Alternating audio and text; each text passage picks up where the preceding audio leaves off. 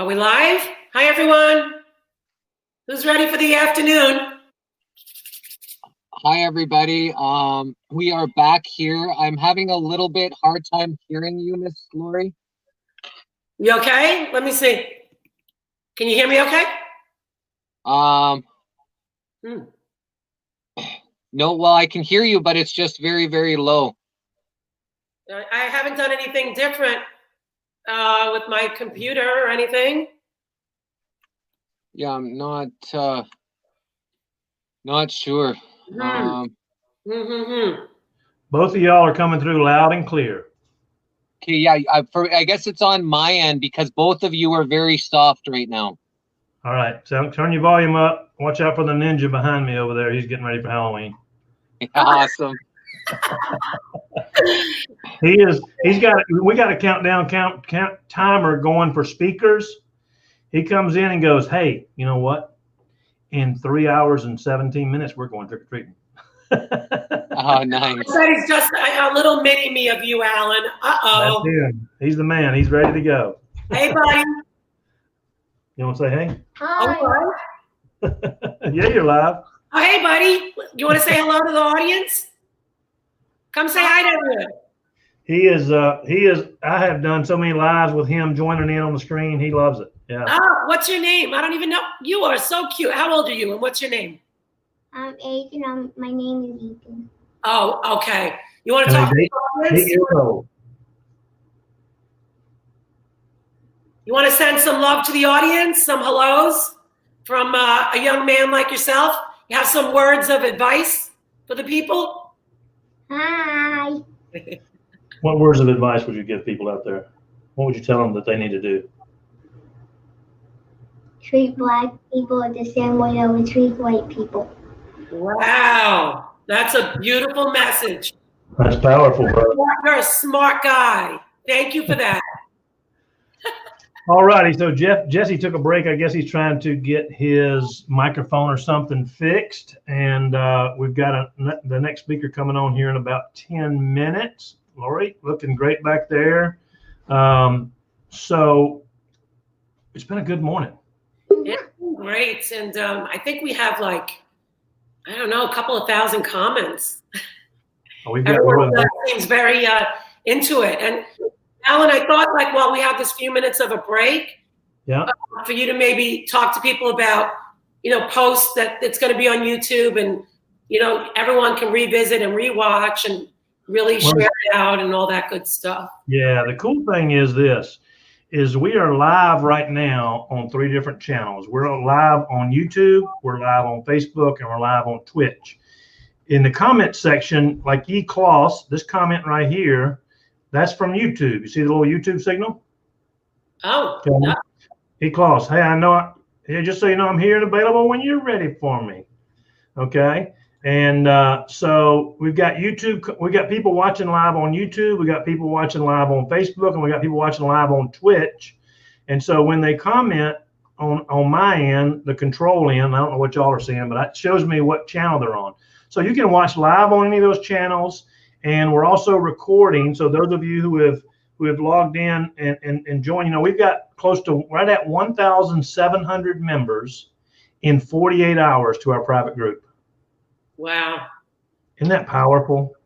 And Alan, can you explain to the newcomers who weren't in yesterday about the private group? Because it's a little bit of a persistent comment, but it's a reason why we did this, everyone. And it's because a lot of people we wouldn't have made it this long if we didn't do it this way. So you want to just explain to people one more time why we had to go this route?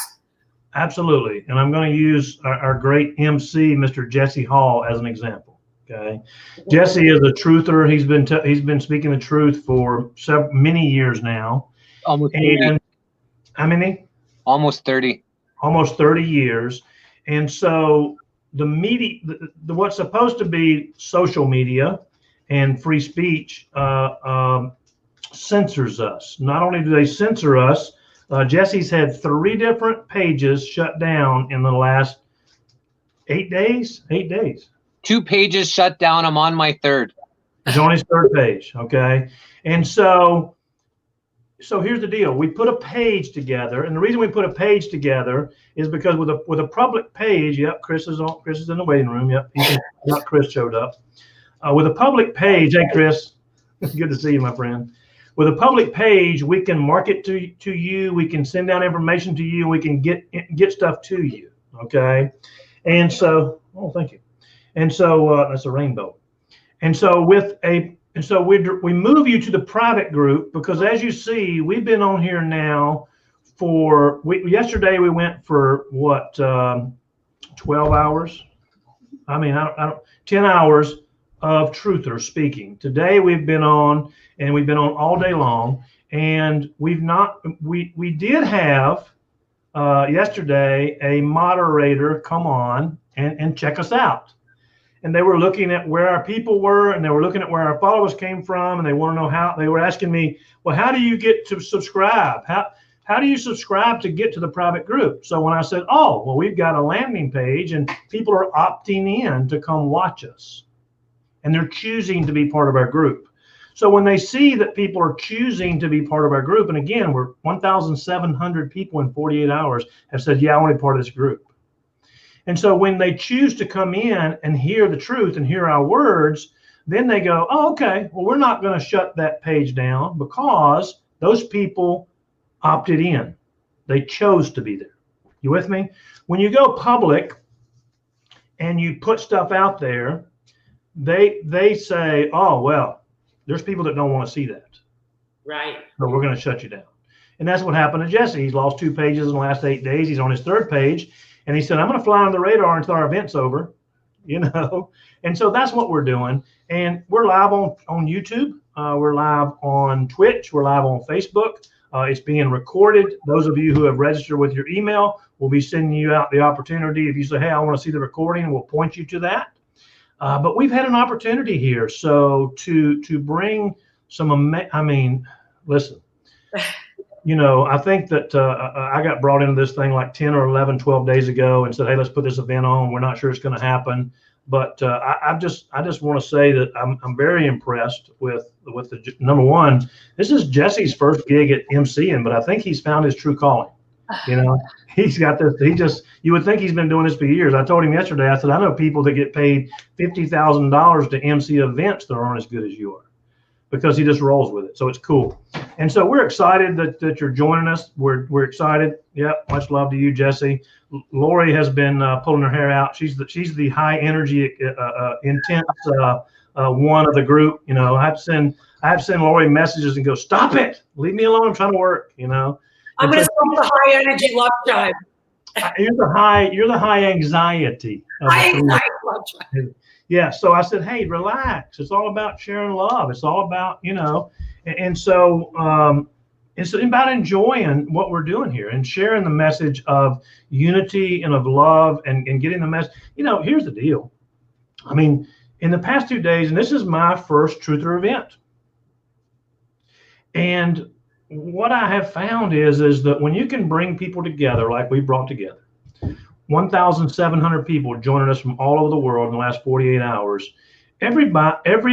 Some agree and some disagree. We've had different topics. We've had this. We've had different, but everybody agrees on one thing. No matter who the messenger is, no matter who the speaker's been, every single one of them, if you listen, they've talked about one thing, and that is us coming together and loving each other and being positive and loving each other. That's the one single message that every single person who's been on here has shared. And that's powerful. Beautiful. And that's the message that we need to be spreading. Jesse's got a channel he goes live on, I think, about every day. And that's what we need to be talking about. So that's my 2 cents, and that's why we're private, but we're not trying to censor. We're trying to stay out there. We're trying to not get censored. That's right. So anyway, there's my trick or treat man. Any other words of advice for anybody out there? There's a lot of people watching you. Make it good. What are you going to be for Halloween? What are you wearing? What's your costume? Oh, he's going to show you. Oh no. Assassin's Creed. I don't know what that is, but it's got a sword and a cape. You know. All right. All right. All right, gang. Listen, I'm out of here. We've got Mr. Chris Sidlowski, I think is his name, in the waiting room. I'm going to bring him on, and we'll get going. Lori, you and I are going to drop off the radar. Okay. Have fun.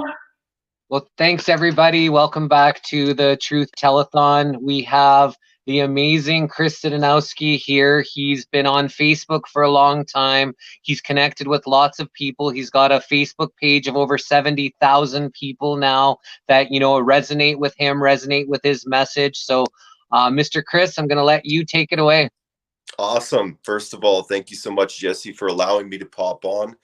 It's a great honor to connect with so many amazing and like-minded souls who are all, you know, as your beautiful friend was saying, is that, you know, we all have different messages, right? We're all coming from different scopes and different spectrums, different ideas, philosophies, and all. What's so beautiful, and I think what's so amazing, is that what I see in this great stage that is happening with all of us right now is that we are all but pieces that are unanimously coming together. And as we as human beings come together, those pieces lock together. And as we lock together, we create the bigger scope and the bigger picture of what evidently is taking place. And I think from so many different perspectives and so many different speakers, all attesting to the fact that something tangibly is taking place in and around the world. We are seeing this on a third dimensional scale. We are seeing this on an energetic scale. We are feeling this on an emotional scale. We are feeling this on a vibrational scale. This is a change that is taking place in and around the world. And it's so beautiful to see that so many of us are continuing the process, all evidently in different walks, different stages, and different levels of our awakening process. But ultimately, each and every sovereign soul is at the same school. And I think that's an important dialogue to start the introduction of what I wanted to talk about here in this present moment, which is we are all coming together here to link in and to find the deeper meanings and the deeper purposes to our existence. And what I think from a fundamental level and from a scale, what that represents from my own experience of learning about the mind, body, and spirit connection for the better portion of 13 years, studying why are we here, what is the purpose of this existence, the secrets of the universe, the discoveries, the questions that we ask are all pertaining to one very important philosophy that I think we are all heading towards as a civilization and as individuals, which is to claim the sovereignty that is the richness in the human experience. And I think, you know, Jesse and everybody who's watching right now, you know, what we're seeing right now in the world evidently is a lot of changes. There is no debate that we are going through one of the most fascinating and really interesting and exciting times in human history to be alive, to be a part of this experience. And also we're witnessing both sides of the spectrum. And I think with every seed, whether you look at positive or whether you look at the negative side of the changes that are taking place, within each aspect, there is a seed of opportunity of its equivalent. And what I mean by that is that, in essence, if you are looking at the negative aspects of what you may be seeing in and around the world with what's going on in this current pandemic and the changes and the structures and the lockdowns that are taking place, there's one facet of that subject, and we can say that from one perspective can be negative. You know, we're concerned. Some people are concerned about vaccination. Some people are concerned about the lockdown. Some people are concerned about this subject or that subject. But within all spectrums has an opportunity to have a seed of its equivalent form. And what I mean by that is that we, as sovereign beings, we have the ability to choose what experience and how we view each opportunity or each challenge or each, you know, experience that is coming forth in this third dimensional construct, to choose avidly what we subscribe to in regards to what we are doing with what we are faced with. And what I mean by that, to take that a little bit clearer and make a little more of a concise message to this, is that with every opportunity has a possibility to look at it from a positive or a negative vantage point. And I think that's really imperative during these times, because again, I'm going back to the formula of claiming sovereignty. You see, every single person in this world has one form of an agenda or a vision of how they see this reality. And consequently, there's one fundamental truth that I think I want to bring to the forefront of this conversation, is that we have 7+ billion people on this planet. And as a result, there are 7 billion different perspectives and 7 different billions ideas and objectives or agendas that people have.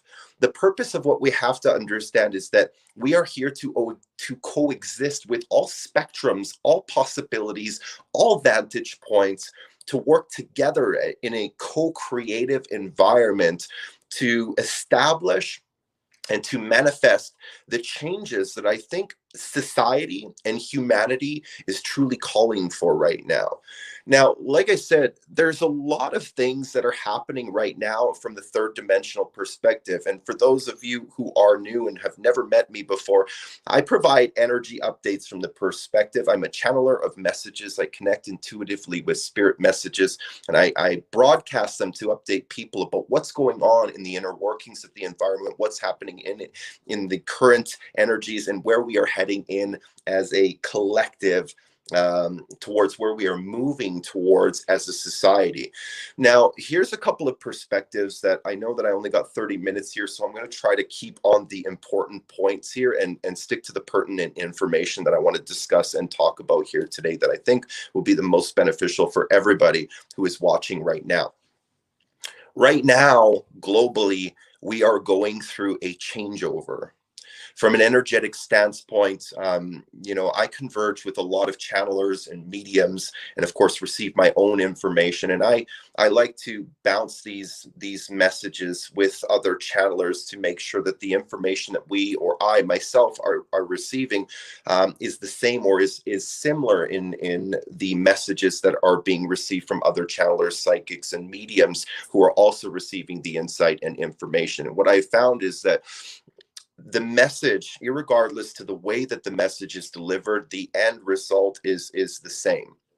And that same component is, we are going through right now one of the most unique and fascinating and exciting times in human history, because what is happening is that the collective, the numbers of human beings, are tired of the old system. And as a result, what we are bearing witness to is the constructs of the old third dimensional paradigms are beginning to fall back and to fall away. And as a result, those individuals who are feeding the old system or are continuing to keep the old system alive, this is the byproduct of the resistance that you are seeing manifest itself in the physical. And you may be seeing that in your governments. You may be seeing that in mainstream media. You may be also seeing that in social media in regards to censorship, in regards to the different sort of changes and the censoring of massive accounts. Many of you guys are aware of this, of what's going on. I mean, for God's sakes, you know that there's something that doesn't sit right when the president of the United States is being censored from free speech platforms such as Twitter. Now, I'm not a political guy. I don't get into politics. I'm not yin or yang, red or blue, left or right. I'm simply an observer of the experience, and more importantly, here to deliver really the message that I think all of us are heading towards. And this is called sort of the kickback of what we are sort of going through right now in humanity. And this is the resistance and the constraint that as a collective we are really all going through, individually and as a collective in general. Now, the main consensus of this message that I want to get into and really just convey on today's topic of discussion for the limited time that I have here is that what we're seeing is humanity is tired of the old ways. Humanity is tired of the old systems. Many of us know the statistics and the facts. 99% of the income and the monetary value that is printed into physical reality is only by 1% of the population. And when 1% of the remaining finances is shared and distributed amongst 99 to maybe about 98% of humanity. So people are becoming more and more aware that the systems that are currently established in our third dimensional construct is not in the benefit of the people, when in fact the people are the ones who run the system. So there is a mass imbalance in whether you look at it from an abundance standpoint, from a control standpoint, from a systematic standpoint. People are more and more becoming readily aware that the systems that are currently established in this physical dimension itself are not working in the benefit of the people, and the people are the ones who are in fact controlling, that are the ones that are running the system. So there's a power change that is happening right now, and this is the byproduct of the resistance that you are seeing in the physical manifestation. Now, some of the messages that I've received, and like I said, have backtracked and connected with other channelers that are all speaking about the same messages.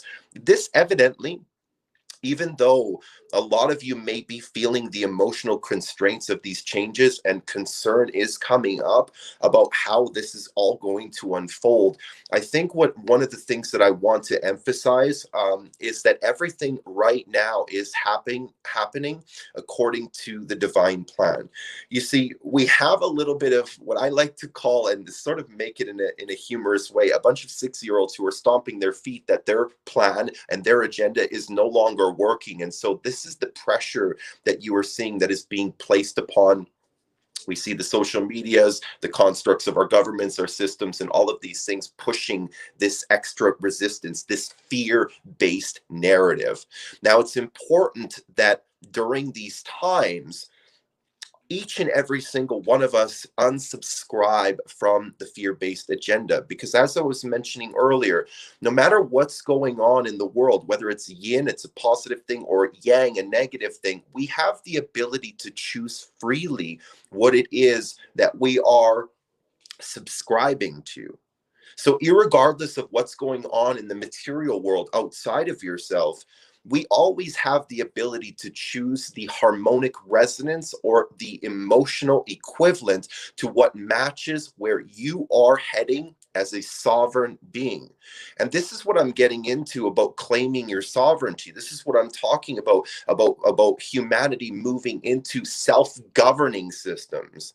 You see, governance, the word government is to control. This is the governance of the people. And for so long, we have seen that tirelessly, year after year, decade after decade, the governance of the systems are not in the benefit of the people. So the system itself needs to change. And the people, human beings, are calling for that assistance. Some are consciously still stuck within that third dimensional construct, hoping that someone within the system will change. And they use that in the format and context of, well, we hope that Donald Trump may do that change. We hope that Joe Biden may do that change. We hope that so on, the Prime Minister of Canada may do that change. We hope that. And this is that paradigm that humanity is starting to shift out of. Because as I go back to the point that I was making a little bit earlier here, is that we are moving towards self-governance. And what the people have to recognize is you, the people, are the ones that move the ship. And it's you, the people, that have the ability to choose through your dollar, through your actions, through your subscriptions, through your efforts, and through your actions. The language of your body is casting a vote towards where we as a collective humanity are heading into. So with every choice, with every action, with every reaction, the important part that I want to convey here is to remember that your emotional guidance system is the direct link to your spiritual body. And that is the connection to your intuitive guidance system. That is the connection to building and breathing and working with, or breathing ideas, concepts into physical reality. I just recently did a live feed yesterday, and I think I'm going to bring some parts of these topics here into this present moment, because I think it's incredibly powerful. You see, humanity for so long has been complicit to governance. And what they've done for so long is they've given their power away by allowing a certain set of individuals to narrate and decide for the populace what is good for them and what is not good for them. And consequently, through cause and effect, you see, the one thing that I always say is that the truth will always come out, even if the person behind the scenes is incredibly good at the lie. You see, the universe operates on one very important component. And everybody has to understand this. The more quicker we as humanity begins to understand this, the quicker we can begin the process of awakening to our true sovereignty and our independence. You see, the language of the universe operates fundamentally on one very important subject, and it goes beyond physical, it goes beyond material, the material or physical reality. It is the inner workings and the language of the entire universe, and that language is energy. And the thing about energy is energy does not lie. Some of you know this because you can meet someone and within the first 10, 15, 20, or 30 seconds, there's an impulse, there's a feedback system. It's called your innate intelligence. It's called your intuition. There are many different labels to it, but there's an inner guidance system that is always telling you, and the majority of you, I'm sure, know this, that, maybe perhaps you met somebody and within the first 10 or 15 seconds of meeting that person, you had a bad feeling about them. And you said, something just doesn't feel right about that person. And consequently, you fast forward, an hour later and you realize, that's exactly what I felt in that very moment when I met that person. So like I was saying, it's important to understand that energy is the language of the universe. And what we're seeing now in this chaos and this madness that is going on is the lie, the theatrics of these manipulations and these systems that are embedded into the framework of this third dimensional paradigm that we are experiencing called life is coming to surface so that humanity can begin to see the truth. And what you're finding is the resistance is the cover-ups, where the complacency of social media, governments, and all the main mainstream medias that are trying to cover up the information and the truth. But the truth is seeping from every direction in every way, shape, and form.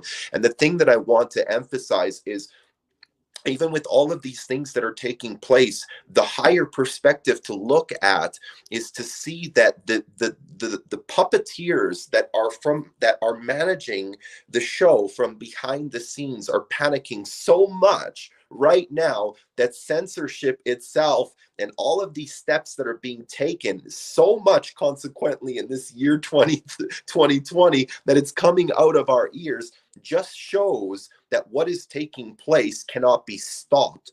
And so those efforts are like a bunch of little 6-year-olds stomping their feet, trying to flex their muscles to further manipulate consciousness into fear-based analogies. And this is why what I'm saying here is, irregardless of what's going on, it is imperative that for you, those who are waking up to the truth that is taking place, to remember to be neutral in your perspective.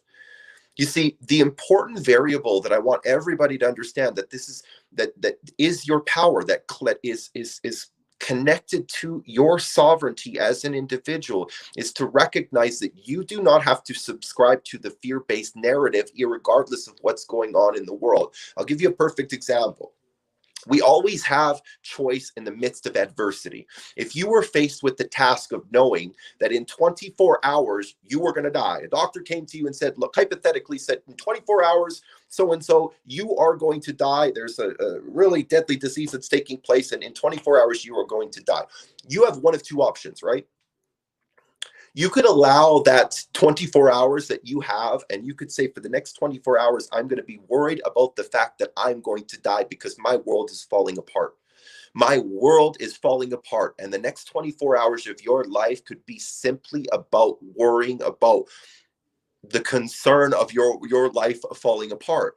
Now, the other variable and the other subscription is, well, now that I know that this is my time and I have 24 hours, I could take that 24 hours and I could make that 24 hours the best 24 hours, the best, the best moments that I have with what I have. I'm going to use that time that I have. I'm going to love deeply. I'm going to spend the time with all the people that matter to me. I'm going to do all of the things that I want to do in that short period of time. And I'm going to squeeze it. I'm going to enjoy life, irregardless of what my fate is, irregardless of what's inside of me. I can choose right now to subscribe to a love-based and squeeze the fruit of life and make this experience the best experience that I possibly can, irregardless of what's happening, irregardless of if in 24 hours my life is going to expire. I'm going to make this the absolute best that I can.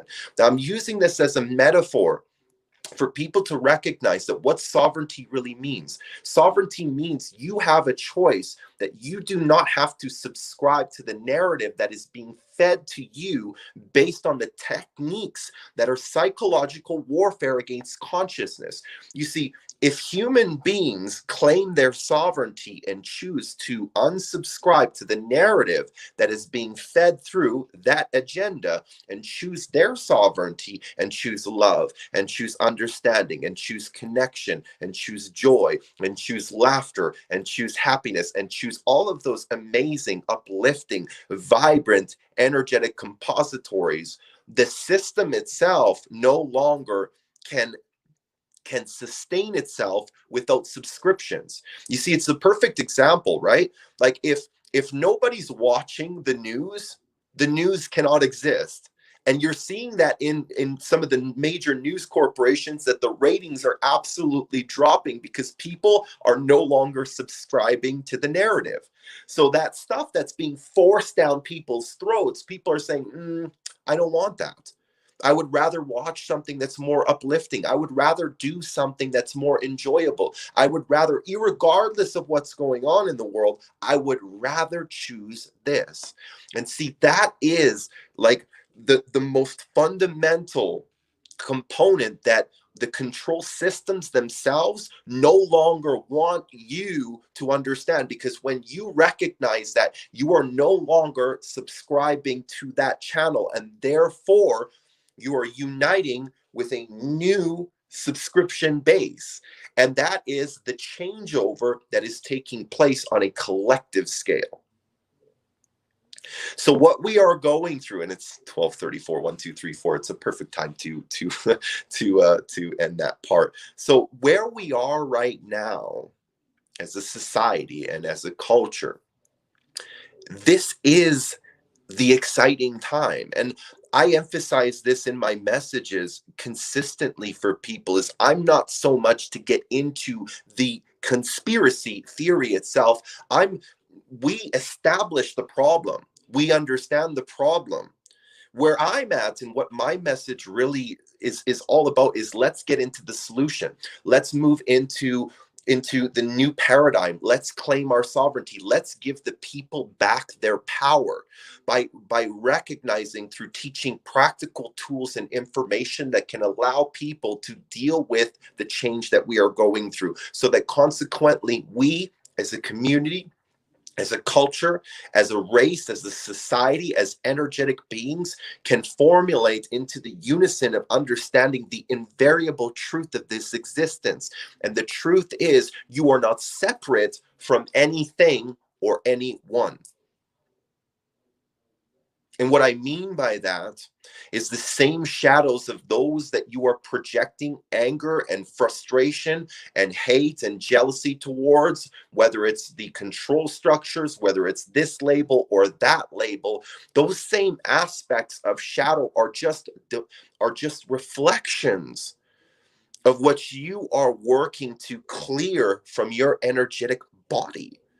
You see, I always say this, You know, I'm a teacher. I run courses and workshops. I'm a reader of energy. I channel messages. We do a lot of energy practitioner work and all sorts of things. But I always say this: I'm a student first and I'm a teacher second. And I will always be a student first before I will ever be a teacher. And the reason why that is because with every interaction, no matter if I'm aiding and assisting in someone by providing a message to one person or to a group of people, in every message that is produced here within this consciousness is an opportunity for me, myself, to grow. And so it's through the exchange of the loving acts that we do as individuals by providing information through our own experience to share that and broadcast that out with a collective. It is an interchanging, or it is an exchange of information that together we as a collective are growing. So there is no hierarchy here. And when I work with, you know, whoever it is, whether it's on an individual level or on a large scale, when I'm looking at people, I'm looking eye to eye, no matter where you are, because we are all in the same school, no matter what grade you are in. You know, I give the perfect example, and I've mentioned this in some of my live feeds in previous accounts, but I think it's pertinent and perfect time to use this as an opportunity to use this as an example here. You see, for example, if you're in grade 12 and you're in grade 12 and you're in school and you're grade 12 or you're in grade 11, are you going to go and look at and say a grade oneer is stupid because they haven't figured out multiplication? Are you going to say that a second grader is stupid or lesser than you because they can't spell specific words just yet, or they can't read and write at the scale that you are on? No, you wouldn't do that, right? You wouldn't do that because you know that they're at that specific level, that they're learning those parts of the process, and you yourself had to go through those very same processes. Grade 1, grade 2, grade 3, grade 4, grade 5, grade 6, grade 7, grade 8, grade 9, grade 10, grade 11. So we're all in the same school. And this is what equality really represents, is learning to recognize that as human beings, sovereign beings, we are always going to deal with this pesky little monkey that we call the ego. And it's important to understand that the ego is not meant to be the ruler of your reality, but is to be of service to you. And it's in times like these, when we are seeing all this chaos and all of these changes that are taking place, to recognize that you are not separate from anyone in this existence. So I think I've got probably about 5 or 6 minutes here that's left over. And I'm going to close this up with a few more key points and key components here that I would just want to get into with all of you. Is that at the end of the day, as I mentioned earlier, there is no separation.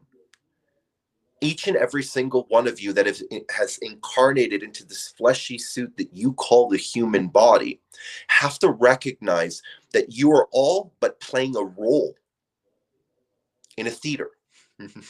This is the living matrix. This is the illusion. This is the living reality. We are all playing a role. And what I'm saying here is that one role isn't better than another. One grade isn't better than another. What all of these grades and all of these roles are doing is just allowing you to see what part of the play that you are in, and you are utilizing. If you are aware of this, you are utilizing everything in existence to allow you to alchemically create your own reality. And so the resistance factor that we all have to recognize, that we all have to see, is here's what's going on at the end of the day.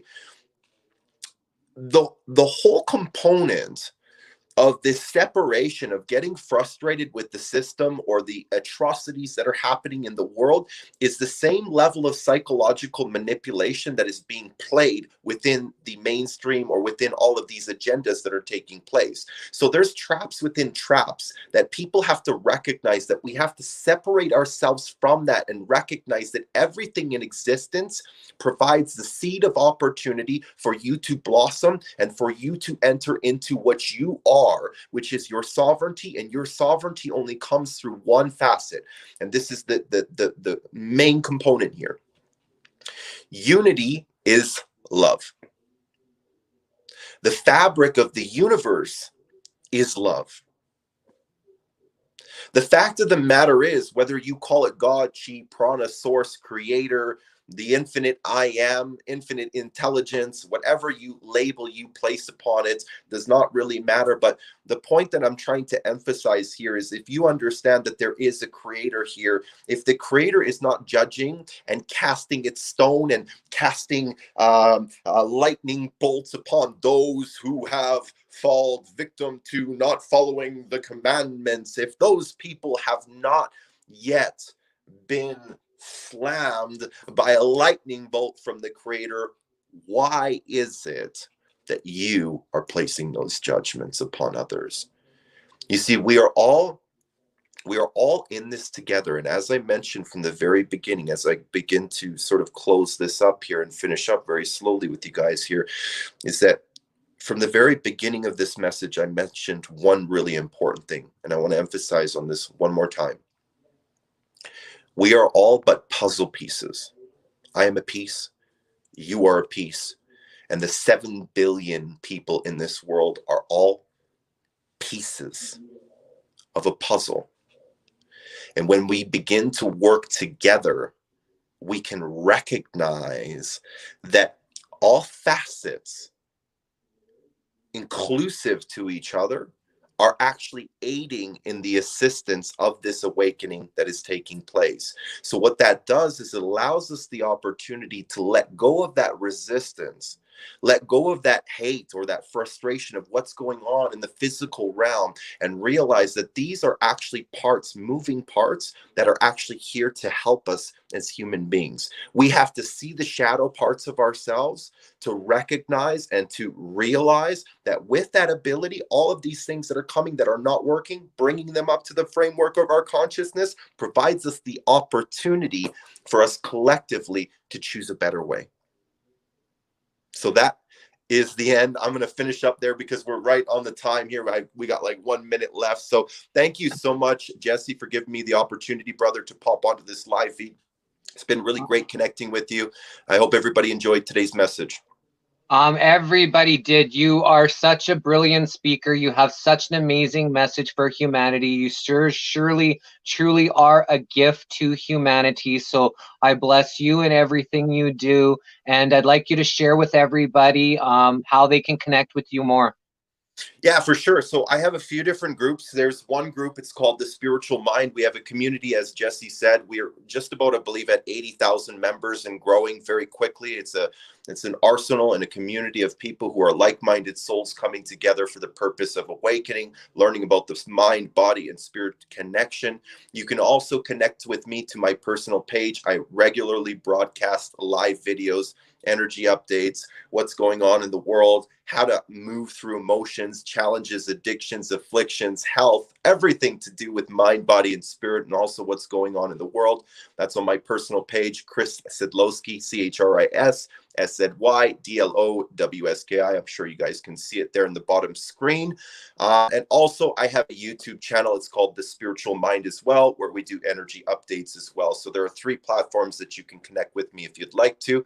And once again, Jesse, thank you so much, brother. I love what you're doing. Keep doing the work, man, and let the next person come in and blow some more minds and blow some more portals open. I love you, brother. I love you too. Thank you so much, Chris. And I remember I'm taking you out for some food one of these days soon. Sounds good, brother. I'm looking forward to it. Absolutely. Okay, that was, he's one of my favorite speakers on the internet, him and Gerard Kenyati, really two different messages, but two beautiful people, two beautiful souls that are really, really, passionate about what their message is, and really connect with humanity in such a beautiful way. I feel so honored and blessed to be up here and be able to chat with, these two beautiful souls. So thank you for everybody who has participated so far in the Truth Telethon. I really appreciate you all and making this, this telethon what it has been so far. I want to thank all of you who are watching, who are connecting with us, whether this is live or on a replay. I really appreciate you taking the time out of your lives to be able to listen to a whole bunch of different people who just want to connect and share with you their message, what they were brought here to do. And, all of the people, all the speakers that we've had so far are live casters, people with a message, people with an ability to connect with people. So we do have a big, beautiful community and growing, and we're connecting with as many people as we can. So I love you all. I appreciate you all. And here's the Miss Lori to, help share some of that, some of that positive message that we're sharing out here. He was wonderful. Wow. Wow. Wow. Really, really great speaker. And a beautiful message, and very eloquent in the way he delivered that. I would think everyone agreed with that, correct, everyone? Oh yeah, he's a total professional. He's been doing this, I believe he told me, for 4 years or longer. For many years, he's been connecting. He's got a big, audience, 70,000 people on one of his pages. He's got his YouTube channel. So he's a really good guy. He's got a really beautiful message. So I really please implore all of you to connect with him, because, he does, he does really, he's at the cutting edge of energy updates, and I resonate with him 100%. Yeah, yeah. Did everyone like it? Anyone? We're just showing some comments, sharing the love. Let's share the high vibe, love tribe, love. I got a lot of people. They said, hi, Lori. Great job, Jesse. A lot of beautiful messages here. Yeah, it's been just really, I would love to do another one. Who knows? Who wants to do another one? Alan, you ready for one next week? I'm ready next week. We got 12 days. But there's so many people. This is just going to connect us to, here he is. Here's the boss man. Hey, what about, we've got, maybe 4 weeks from today. Jess, you want to talk about that day where you were feeling like there was a certain date that we should be doing another one? He said that we need to do it before. Go ahead. Yeah, before the 19th to the 21st. So there's a lot of different things happening, energy shifts. There's some speakers have told us about the 21st. Some big things are coming. There's a lot of uncertainty. The end of the Mayan calendar, which people thought was in 2012, is actually December 19th, 2020. In the 1600s, we switched over to the Gregorian calendar, which added like 13 days per year, and included for the last 400 years, means that the actual end of the Mayan calendar. So there's a lot of different theories out there. There's a lot of different, people putting different messages, some people scaring people, some people with good messages. I think before that date, sometime a week before, 2 weeks before, sometime before the 19th or the 21st, I believe we should have a whole bunch of speakers come on and talk about, I'm not sure exactly how, obviously I have to discuss the format, but a lot of people to come and discuss what they feel is happening on the 19th to the 21st. I think if that's kind of a message that we could put out there, then, I think that would help, reassure a lot of people, and people that are, living, that are, kind of scared. We can kind of help them through that with all the different amazing speakers that we can bring together for you. And you know what? It helps us too, doesn't it, Jesse? Like this was so hard, but so rewarding. And I feel like I feel a tribe. I feel like we're a tribe. We are a tribe. So this, I think we need to do it again. I do think we need to do it again. You know, here's Vera said, is this Facebook group going to stay up for follow-ups? And the answer to that question is absolutely. Yeah. You know, we're going to be putting a lot of stuff on here and a lot of cool stuff. And you know, with you two here, and that way we got to keep everybody updated on what's going on, what's new, and anything that we've got. You know, we all agreed before we ever went live yesterday morning. Lori and Jesse and I agreed that we definitely had to do more of these. We didn't, you know, we just said, hey, we can't just stop at one, and that's why the message you got said the very first of the Truth Telethon. And so, you know, the key is we have, you know, these two people here, Jesse and Lori, have worked tirelessly for the last 12 days. I mean, it's a lot goes on to bring this together, and we're excited about how it's come together, and you know, so we're excited. But so we're definitely going to do that. We're definitely going to have more. We're definitely going to keep the Facebook up and going. And now I lost where she is, but anyway, that's a for sure thing. And we're excited about that. And I just want to tell you guys what a heck of a job you did. We got the beautiful Miss Heather Fair over here in the waiting room. So I'm going to for a treat, everyone. My mug out of the way, and let's let Jesse. Hello to Heather, and then I'll back out too.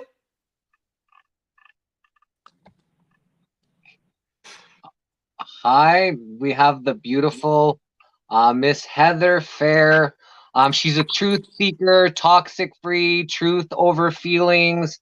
I've got a lot of different stuff. You know, I think you're a truther, researcher, lots of health, lots of wellness, lots of knowledge in that, amazing soul you've been given. So why don't you introduce yourself and the message that you've come to bring? Okay, awesome. I'm really excited to be here. Hi, friends. And thank you, Jesse, for that beautiful introduction. I'm a little nervous. Bear with me. And forgive my surroundings, you guys. I'm at an RV park. I've got family in town. So I'm going to try to ignore all the RVs around me. But I'm really happy to be here today. And I wasn't really sure what to talk about. But they say talk about what you know. And I've recently been navigating the minefield of the medical mafia, in that we are looking to continue to build our family. And so I've been trying to use the tools available without, how do I say this? Without letting the medical mafia take advantage. And as far as who I am, a little bit about myself, sorry, you guys, I'm a truth seeker. I kind of have always been spiritually immune a little bit. For example, in the 2000 election, I remember when that election was stolen or whatever. And at the time I was like, oh, I voted for whoever. When 9/11 happened, I remember instinctively knowing that, the official story was a lie. But it was really when I got pregnant with my son that really led me truly down the rabbit hole, in that, we're being poisoned at every turn. Our minds, our bodies, and our spirits, and that there's a war going on. And so I'm out here fighting the war, seeking the truth, and just honestly trying to be a light for others, to lead them through the darkness, essentially. And I'm really happy to be here. So anyway, my fertility journey that we've been going on as far as the medical mafia, I think what I want to share today is how to keep your power, how to take back your power, and how to hold on to your power, especially when you are having to navigate the minefield of, I would say, the medical mafia, but the truth of the matter is society as a whole, and especially going forward, I feel like with, the whole COVID-19 coronavirus situation, it's not just the medical mafia anymore. You know what I mean? It's almost like the medical mafia is expanding outside of the hospitals into our entire societies. You know, what's going on in what was it, Victoria, Australia? And I know the Thanksgiving guidelines have been coming out for California and Massachusetts, and it's just complete craziness. So as far as that goes and me navigating it myself, I went in to have some testing done because I am an almost 40-year-old woman. And knowing how especially our fertility, both male and female, is attacked, you know, from every direction, what we eat, what we drink, what we put on our skin, what they're spraying on us, what they put in our water.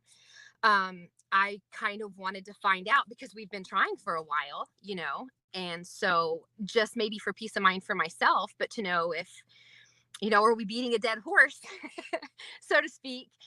So I wanted to go get some testing done to make sure that everything was good down there. And I have one child. I have a son. Like I said, that's kind of what really sent me down the rabbit hole, was when I was pregnant with my son. And that's really what opened my eyes to how, you know, it's all been a lie. You know, my childhood, essentially, I feel like it was like a facade. So I had to go to my family doctor to begin with, which for anybody out there, especially somebody out there with kids, I hate to say I want to hammer this home, but you know, you do have the power. And I especially think when you're dealing with the medical mafia, because they bully in such a way that it's always good to keep in mind that you're paying them. You know, you are working for me. I'm paying you. You work for me. You don't tell me what to do. There's definitely, and I know it's not just here in America, that societal, I'm going to call it societal brainwashing, that, you know, if you have those letters behind your name or that DR in front of it, that somehow you're smarter than other people, or you know more than other people. You know more about the body. And the truth of the matter is they're not taught about health. You know, the medical mafia never wants to get to the root of the issue. They want to cover it up, you know. And I saw a meme the other day that I felt like was very accurate. And it was, hey, if you take the whole bottle, it'll kill you. But, you know, if you just take one at a time, it's going to make you better.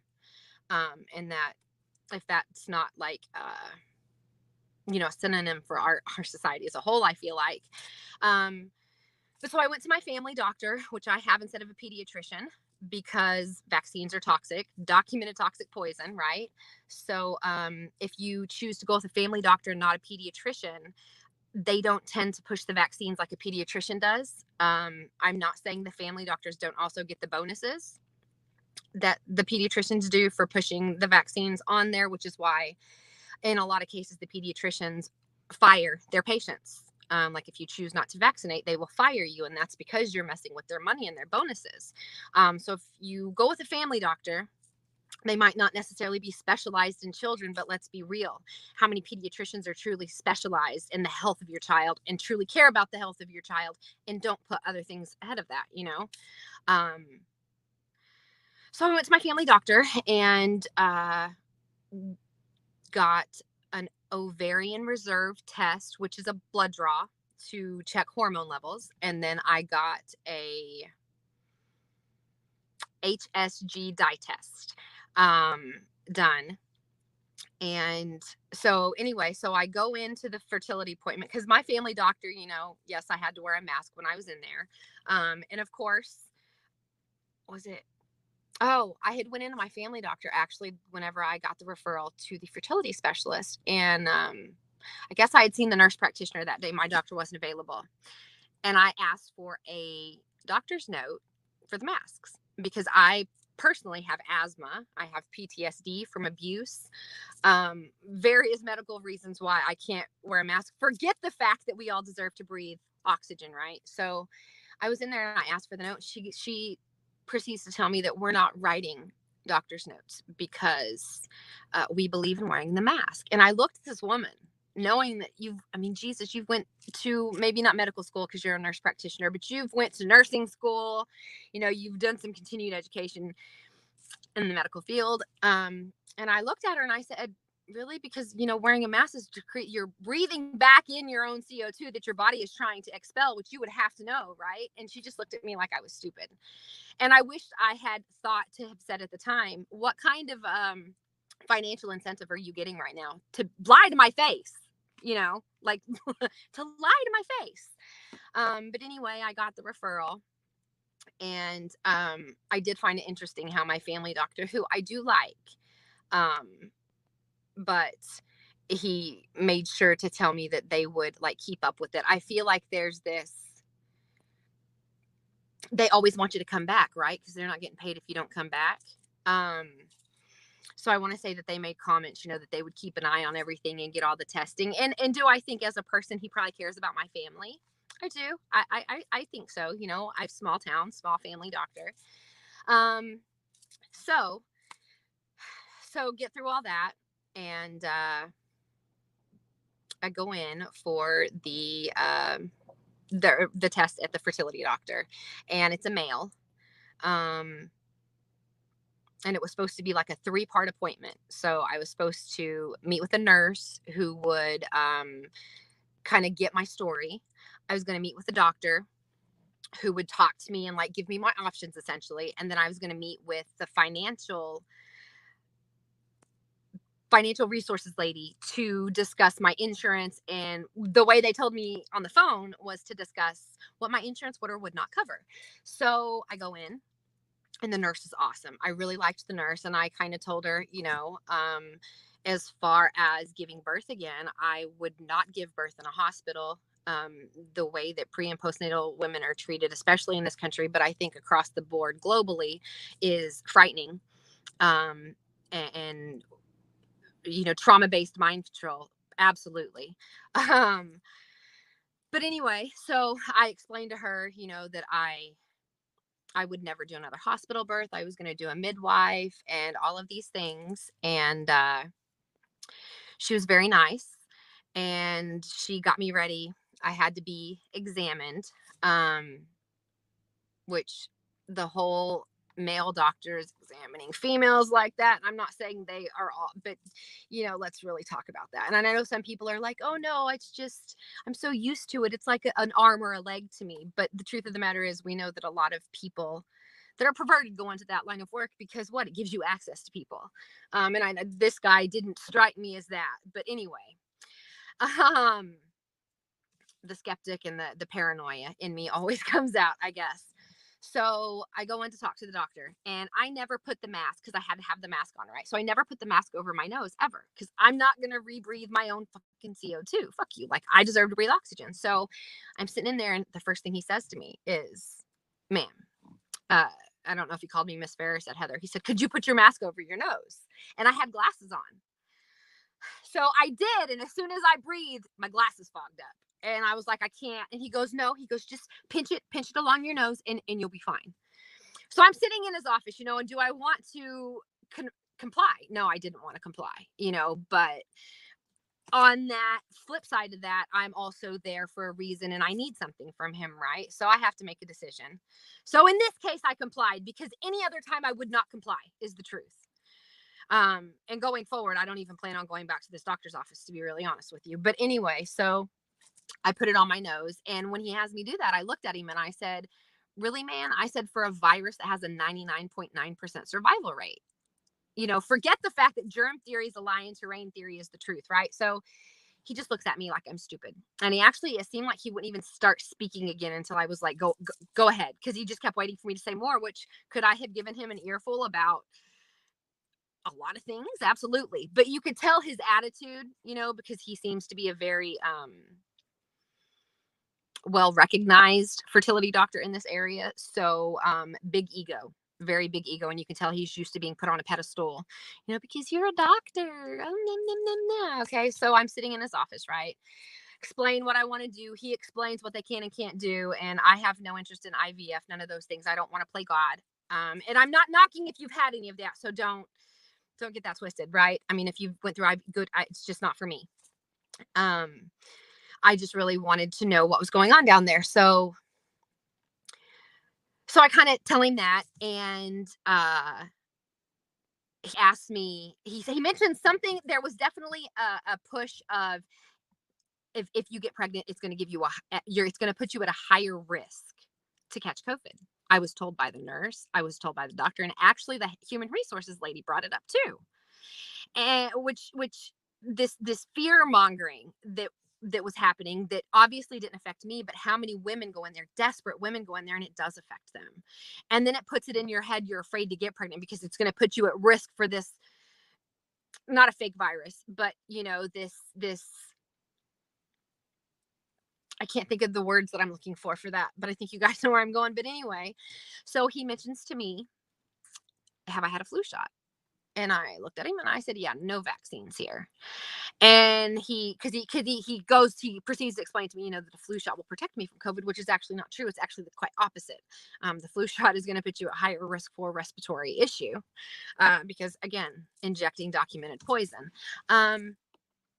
So I said no vaccines. So that automatically, and he's got I want to say he was writing stuff down. And so he goes, so when the COVID vaccines come out, you're not going to take that? And I was like, absolutely not. And he definitely wrote that down.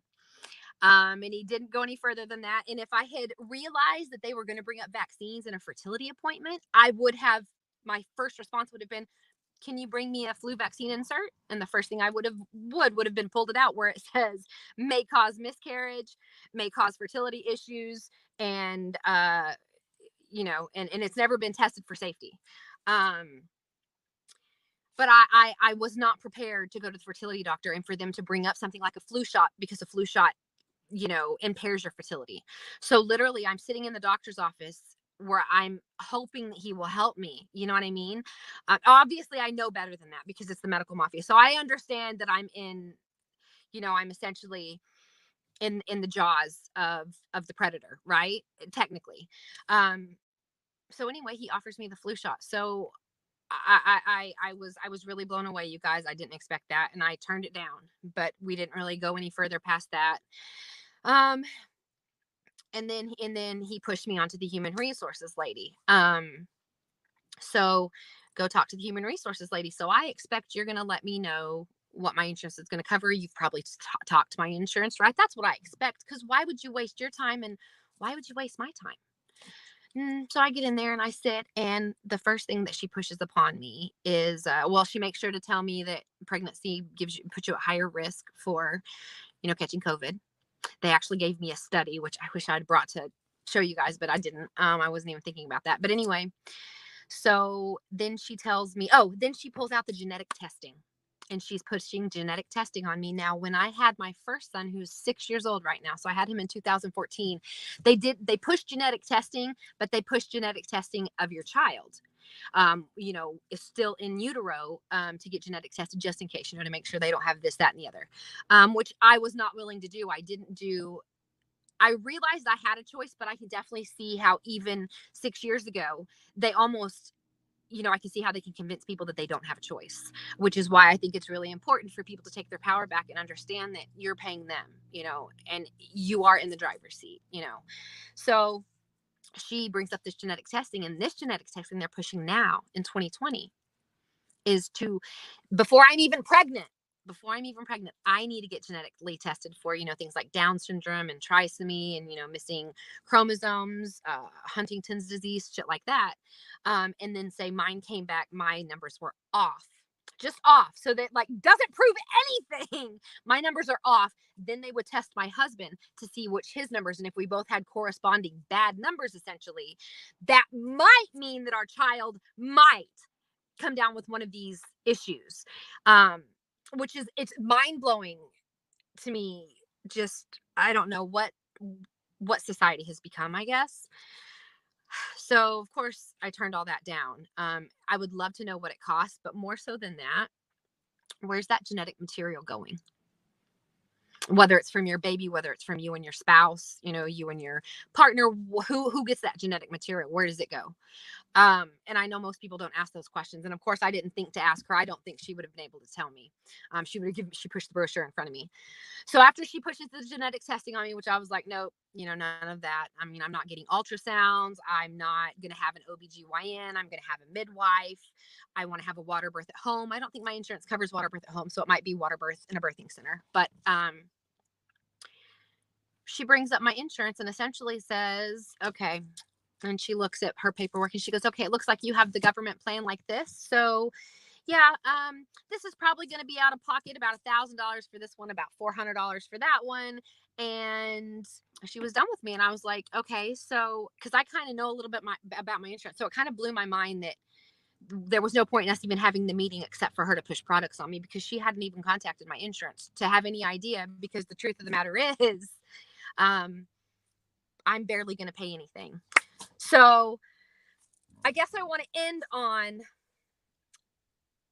take your power back. You know, we are in the driver's seat. And while all of these great technologies have come out, you know, be the alchemist, use things, learn to transform things for good, if that makes sense. Learn to use the tools for good, even if maybe they were for bad, and be the change. If you want to see good, be the change. You know, it starts with you. Be brave. 100%. Thank you for sharing that with us, everybody. It's good to hear what's happening, especially with the medical mafia and big pharma, as you know, some people call it, because you know they are in a profit-making business. Once they made it into people over profit, now people were no longer take morality out of the equation. So that was one thing, and as well, as soon as they made a corporation into a person, that took all morality out of business, because now people could do unscrupulous practices and just close down the corporation and not have anybody more morally tied to what those things are. So those are a few things that, you know, has harmed society. And, you know, as Miss Heather had said, this is what they're pushing, and this is, you know, what they're trying to, you know, put on people. And it is a big fight for your soul, whether or not you want to get this vaccine, this new God gene taking away your ability to feel the creative, to feel source, to feel empathy. They want to take that away, you know, in order to just have their real mindless zombies, like, you know, Robot Matrix. The robot matrix. Yeah, that was very awesome. You did great. So thank you. I'm still nervous, sweating, but that's good. and it's just with this was all about, you know, the Truth Telethon is just people coming and sharing their truths. There's no topic, there was no agenda, there was just a whole bunch of content creators, people that get together online and share their life with people. We just wanted to bring them all into one platform so everybody could get a dose of different people. So can you please tell everybody how they can connect with you after this? Yes. So I'm on Facebook, Heather Fair, and my picture, I have an alternate profile that is the Matrix. I'm on Instagram, but I've already had one account removed of a decade. Removed, no warning, no nothing. They removed it. YouTube, I just got an email this morning that they're removing my content, so I'm on warning. Content that's been up for like 4 years. Just wanted to say something about that. I just got a message from somebody that YouTube has taken down videos from people that have over 800 million views. But this is the good news, is that it's in proceedings right now that all of the people's content are probably going to have to go back up until the final court proceedings. So most likely everybody's videos, all the people's who you know, who you've been following, most likely all of those people's accounts and videos are most likely going to have to go back up until they make a ruling in court. I mean, I don't think my videos are important, but for the people that do post content to YouTube, because I don't. So most of my content goes to Facebook. So I would say find me there. And then I'm trying to branch out onto Parler and Telegram. I just haven't had the time. So as soon as I do, it's always my name, Heather Fair, maybe a 99 after it. And just one other thing is that now that that's happened with YouTube, I see that because there's lawsuits against Facebook as well. Facebook might have to do the same thing, put back everybody's profiles and things like that. So thank you very much, Miss Heather Fair. It was definitely a pleasure hearing and seeing you and connecting with you like this. So we look forward to seeing you again. Yeah, thanks for having me. I hope everybody enjoys the rest of the day. I'll just say happy Saturday. That was awesome. The Miss, happy Saturday, happy Halloween. It is, this day, different people, have different connotations to it. We do have a full moon. It's the first full moon on Halloween since 1944, I believe. So 70 years, 80 years. Wow, it's 44. Yeah, 76 years since, we did have a full moon on this day. So our next speaker, I don't know him, but his name is Mr. Tony Pellegrino. So please, could you introduce yourself to all our wonderful viewers who are watching this live, and everybody who's going to be watching this on replay? Yes, thank you, Jesse and Lori. I appreciate and I understand the hard work that you guys have been doing. I host some constitutional seminars kind of all over the country. I just did a big one, a We the People Idaho, up there in Nampa next to Boise. And we had, I think I had 10 speakers, and I thought I had my hands full. And you guys have a lot of speakers. So I appreciate the work that you guys do. Basically, what I do is I teach people the Constitution, and I help pro se litigants file their federal lawsuits. So we know that there's a lot of things happening in our courts in this land, and I believe that that our rights are given to us by God. Okay, and then in this country, the United States, I know this is a global audience, but the Constitution's supposed to protect those rights. And so everything that's going on and listening to all your speakers, it's great to have all this different truth, because there's wisdom and a multitude of counselors. And so thank you for, I just want to say thank you, Jesse and Lori. So basically, I'm helping some pro se litigants. I'm helping a couple people in the federal courts, because what we got going on here is that the establishment wants to minimize our influence. And that's why they want us not to gather into groups of like more than 10. And over here in California, they're trying to tell us that, well, you can't have more than 15 people over your house for Thanksgiving. I mean, how ridiculous. Okay, I'm here in California. We have a governor by the name of Governor Newsom. And I think the guy's a domestic terrorist, according to the rule of law here. What the domestic terrorist is anytime you try to manipulate and intimidate and coerce a civilian population. Okay, so we got this going on globally. We have it going on here in California. And so what I do is I assist pro se litigants that file federal lawsuits. And I know some of these YouTubers that had their accounts pulled down without notice. Several YouTubers. I had my Facebook account pulled, I think, a week ago, Tuesday. Me and about 50 other people. They got their accounts pulled too. And it was kind of interesting. We had Chris Ann Hall, who's a powerful voice of liberty and the constitutional educator. She was our main speaker, and she's military intelligence. And she was basically telling the FBI guys who were probably at our conference. We had about 175 people up there. And so she's like, we don't consent to you hacking into our phones. We know what you're doing. And so the illusion of privacy is basically an illusion in our day and age. But we do have an oath of office here in this country, in the United States. I don't know. Every country's got to have their constitution, their laws.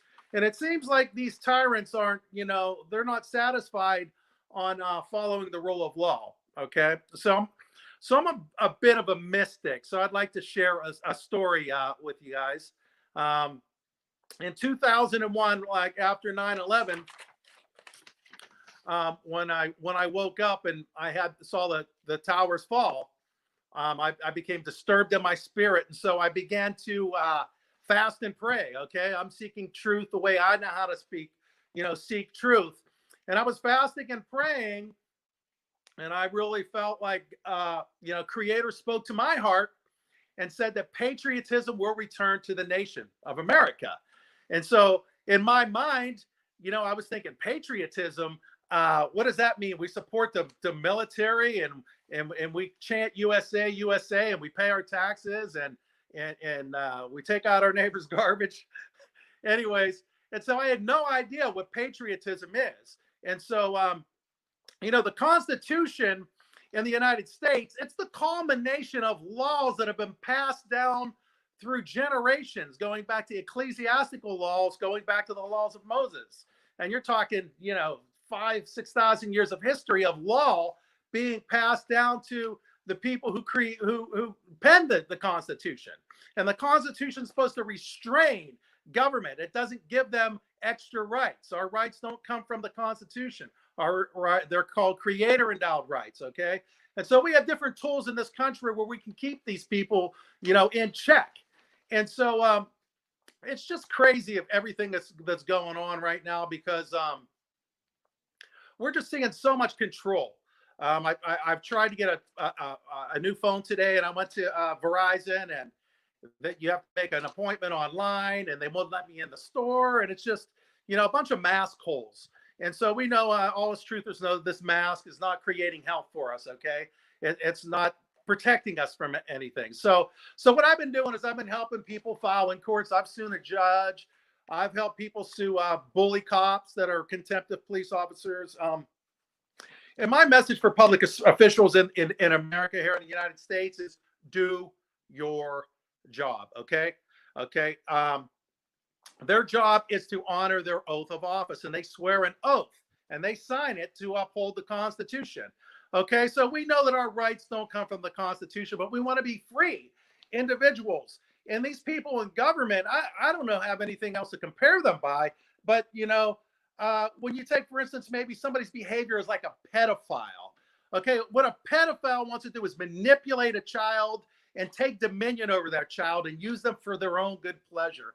And I think the people of this world are tired of being human resources, tired of being treated like a slave, like their own. They're taking away our choices with this COVID, telling us where we can shop, where we can worship.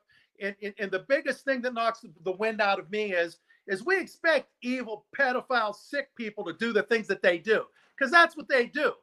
Okay, but the people who care about their fellow human being and want to see good things about it, when we sit by and do nothing, that's what knocks the wind out of me. That's why I appreciate all the people that are coming on this show and speaking about truth and trying to create a better world for the people around us. And that's all we can do, is affect our jurisdiction. And so what I do is, in my seminars, I teach about status and jurisdiction. Okay.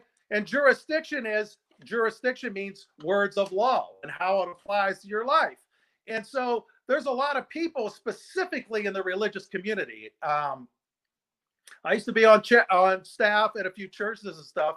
And the last thing I expected in this country is a bunch of pastors that just shut their doors and just caved to this COVID scamdemic. It was really disheartening. It knocked the wind out of me. I was very hard with my message to a lot of these pastors, because I basically called them cowards. If you try to preach the name of Jesus Christ in other countries, you can lose your head. Okay. And so, the beautiful thing about, living in this country, the country that I grew up in the United States, is people can have their own opinions. They can have their own faith, live and let live. No, it's no longer live and let live. It's not even any longer, well, you need to tolerate us. No, they want endorsements. And you know what? I appreciate people's rights for their religion and their lifestyle. But if your religion and lifestyle means you can take a 9-year-old child bride and have sex with a 9-year-old, you know what? I might go to prison, because I'm not going to sit back and let somebody rape a 9-year-old. Okay. So the World Health Organization has declared a pandemic. Who is the World Health Organization in connection with the United States government? Okay. So here in the United States, we have 3 branches of government: the legislative, the executive, and the judiciary. The World Health Organization has no standing in this country, and they want they want to basically tell us what we can and they're going to declare a pandemic. And all of a sudden the health department and governors start writing the laws. And that's why all these lawsuits, like you see in Pennsylvania, the governor lost that one. There's one in Michigan. There's going to be, Google's going to be sued here for taking people's First Amendment rights down. You know, and I'll share the First Amendment. It says, Congress shall make no law respecting an establishment of religion, nor prohibit the free exercise thereof. It's funny how these tyrants just want to ignore the very First Amendment, where you can't make any law about your expression of religion and how you express it. And they're going to tell you cannot have the right to peaceably assemble. And so what I do is I encourage people to write federal lawsuits, because every time public officials act under color of law, violating the Bill of Rights, it's $250,000 per violation. And there's different tools that we can do. We can write civil cases. I believe the next guest is Christopher Hallett. I have the pleasure of working with him, and he's able to get us into the legislative and the executive branch with our grievances. And so this is what we need to do. These people that want to take dominion and try to tell you who you can worship, how you can worship, what can you have on your face, what you can't have on your face. They want to take dominion over every bit of our lives, and there are public servants. They're getting enriched and compensated and benefited from your tax dollars, okay? So if you have a waitress and you're a restaurant owner and your waitress is stabbing people on the fork, would you not fire that waitress? So I encourage people to hold our public officials accountable, drag them by the short hairs in federal court, okay? And so I've been having some success with this. It's not an easy road. That's probably the best $400 you'd ever spend, is to take one of these public officials and drag them into federal court and hold them accountable to violating the rights of the good people of this country. And whatever nation you're in, basically you need to hold people accountable. So anyways, I appreciate it. Says thank you, Tony Pellegrino. I guess I am finishing up here. So Jesse, we still got 2 minutes, but yeah, we still got 2 minutes. Tony, thank you very much for that. That is brilliant, the work that you do. I had my Facebook account for 13 years. I've never been in Facebook jail. I've never had a post where it's been flagged. I did have a few Facebook group violations, but they just shut down my account permanently. So I'm looking and actually maybe suing Facebook for, what they've done, because I've got a lot of content, a lot of pictures, a lot of things on there that they permanently deactivated. So hopefully I'll be able to talk to you, and maybe you could be able to advise me if there's any direction that I could do. Yeah, let's do it.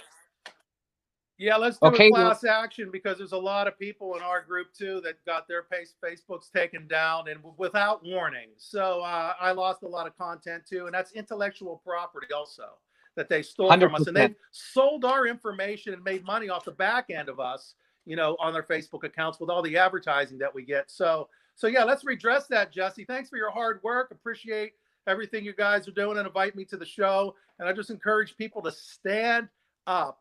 And so people can get in touch with me at acla@yahoo.com. That's an acronym for the American Common Law Academy. And you can find me under Tony Pellegrino on Facebook until they delete this other account. I don't know. When I'm calling the California state legislators a bunch of pedophiles, and I'm calling Gavin Newsom, our governor, a domestic terrorist, and he's guilty of felony perjury of his oath of office, I kind of expected to be deleted, but still, they should have gave me warning. But that's the whole thing, is that thank you, Jesse. Warning, but not just warning. They should be telling people why and what they've done in order to justify them deleting people, because just taking people out with no warning, no explanation or anything leaves a lot of people confused and a lot of people not understanding. And that's not what we should be feeling right now. Well, this is one thing about contract law real quick, and I'll end with this. There has to be equal consideration for both parties, okay? That's part of the elements of a lawful contract. And if it's all lopsided and it's all one-sided and they only get the benefit and they can cut you loose and terminate you at any given moment, that's called unconscionable, and that's not equal consideration, and you definitely got a cause of action in the federal court. Beautiful. Good to hear. Thank you very much, Mr. Tony Pellegrino. We will be in contact soon. All right. Take care, Jesse. Wow, that was amazing there. So that was Mr. Tony Pellegrino. We have Mr. Chris Hallett. So he's a congressional oversight defense contractor based in Florida. It says your purpose as your work is to educate people on the complexities of managing public emulate and corporate government as based on our succession of law and history. And there's a lot there, believe you me, a lot there. And it's thank you, by the way. I want to say thank you to everybody who's organized this event, because all the speakers kind of lead up to what I'm about to tell you as far as what those of us, the representatives, right, in government, those of us under an oath of office. I have one of those oaths of office. It's attached to the second pillar, or the executive branch. So when the law says you have to instruct your representatives, my duty, the job that I do, is called discharge the duties of the office, right? So the question becomes, why are they enforcing attainders instead of discharging these things? And that is going to kind of lead me into where I'm headed. That's why I said this was just perfect the way Tony did that, because it really, enters into the realm of, what we do on the clock all day long. Those of you who have followed and you understand what it is I do. I joke about all the time. I've been on the clock so long, I don't think I could ever go off the clock. It's just bizarre. So, there's this, watching all this go away is kind of scary for me too, because that means I actually have to go off of the clock. But what does that mean for discharging the duties of my office? So without any further ado, I'm going to share some things with everybody that led to, me acquiring the proper standing to do this. And it goes back through the history of the country. For example, the Constitution doesn't just establish government, it limits government. Okay. So, but in so much as what these 56 men created, then the brilliance behind it, it also establishes a process. Okay. And like everything else, okay, there is there we go. It would help if I had my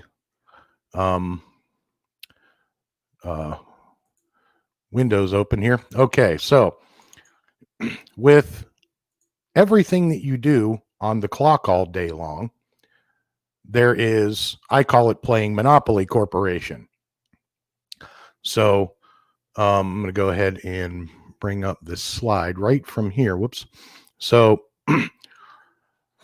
we'll just call this company X, and there's actually two processes. There's internal management, right? That's goes back to Jefferson's manual.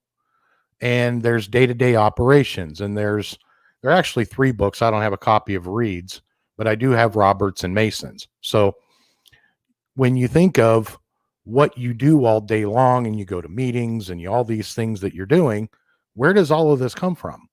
And the answer is it comes from the origins of the Republic, right?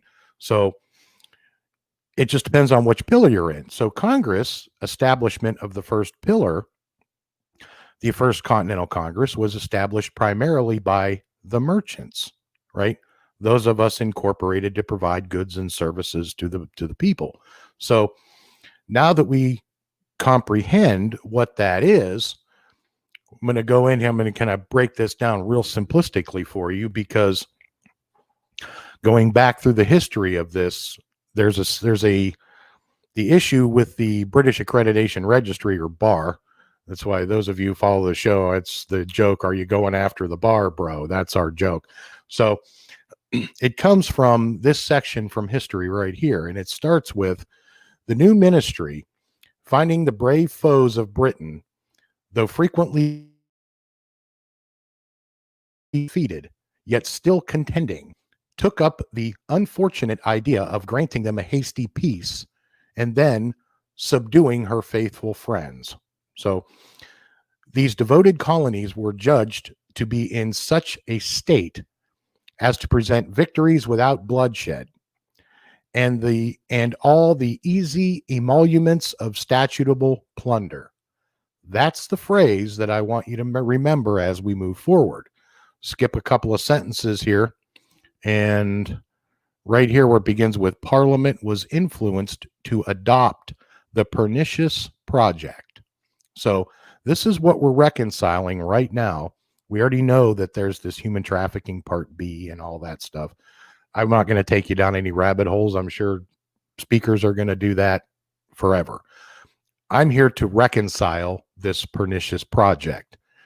I'm looking at this as sort of an inventory reconciliation. Now that I know what the mechanism is, what the malicious design was, I can reconcile it. So as my job in the company, on the clock all day long, it actually stems from, let me see, I think I still have that bad rascal up on the screen here. I hope I do. It comes from the office of what's called the parliamentarian. So I'm going to pull up the job description for you, because this is, it's one thing to bring out a bunch of nonsense and, talking about, what you can do and how and why you can do it. It's something else to show it, right? What is it? Where does it come from and why? So the, let's see, bylaws. And, here it is. So you have to forgive me. I'm getting used to your platform here, because normally I do this in Zoom and I can switch from one of these mechanisms right into another one. And it's kind of neat, but, okay. So now I'm going to have to start a new share, and couple extra buttons to push, but nothing major. So my job in the company comes from this person in the legislature. Okay. This is, the parliamentarian should not be an elected officer. This would be one of those bureaucrats, right? Somebody who was appointed into position. The principal duty of the parliamentarian is to advise the president. The president may be the best parliamentarian of the organization. It is absurd and also embarrassing to elect an advisory officer when that advisor may know less about the subject than the officer he is supposed to advise. You see what I'm saying? They're showing, look, this has the potential to go upside down, which is where we are. So if there is to be a parliamentarian in a local organization, the president should be free to appoint one in whose abilities he has confidence. When a state or national organizations need a professional parliamentarian, he may be appointed by the president with the approval of the executive board. That's Congress, right? So when you go back through and you look at some of these appointment hearings, right, we see a lot of these things going on now. You sit there and it's kind of a show, right? Look at the Amy Coney Barrett recent, things. So how you get in to do all of this, to state your claim. For example, if you walk into the third pillar, but you haven't taken the first two steps, expect them to dismiss you for failure to state a claim. You don't state your claim in the third pillar, you state your claim in the first pillar. And the way you do that is you have to provide notice, right? Which takes me to the subject matter of what it was I actually wanted to talk about here, which is notices. So as I address my fellow emoluments, remember, I'm in the second pillar. So I have also a duty to discharge in these presentations, which means I have to show the source materials. There's a higher than expectation of performance with somebody who's acting from the second pillar, right? What duty am I discharging? Well, ask my constituency, they'll tell you. So what is a notice? Basically, a notice is a legal notification required by law or agreement or imparted by operation of law as a result of some fact, right? Such as the recording of an instrument, whatever the instrument is, definite legal cognizance, actual or constructive, of an existing right or title. Under the lease, the tenant must give the landlord notice 30 days before vacating the premises. So basically, this is your introductory definition of notice. And where this plays out in the process is it's actually the third principle of group decision making. If you're going to enter into the board and you're going to participate, there's a set of rules to follow. For example, these concepts, we refer to them as maxims of law, written, expressed in Latin, right? A concealed intention is an evil one. To those of us, that's pretty much kind of like saying no duh. But you have to remember you're speaking to people who have been taught wrong, right? They've been taught this system of attainder, these code pleadings and various other foreign emoluments, right? So that's when I say, what emolument is that? All you see is rear ends and elbows, right? So because failure to give such a notice will invalidate actions taken at the meeting. So if somebody files a suit against you and you say, well, I'm motioning to dismiss for failure of service and failure of process, you can go see the third principle of group decision making. You didn't provide me notice, because in a republic, I'm guaranteed notice. And of course, there are court rules that even go along with the third principle of group decision making.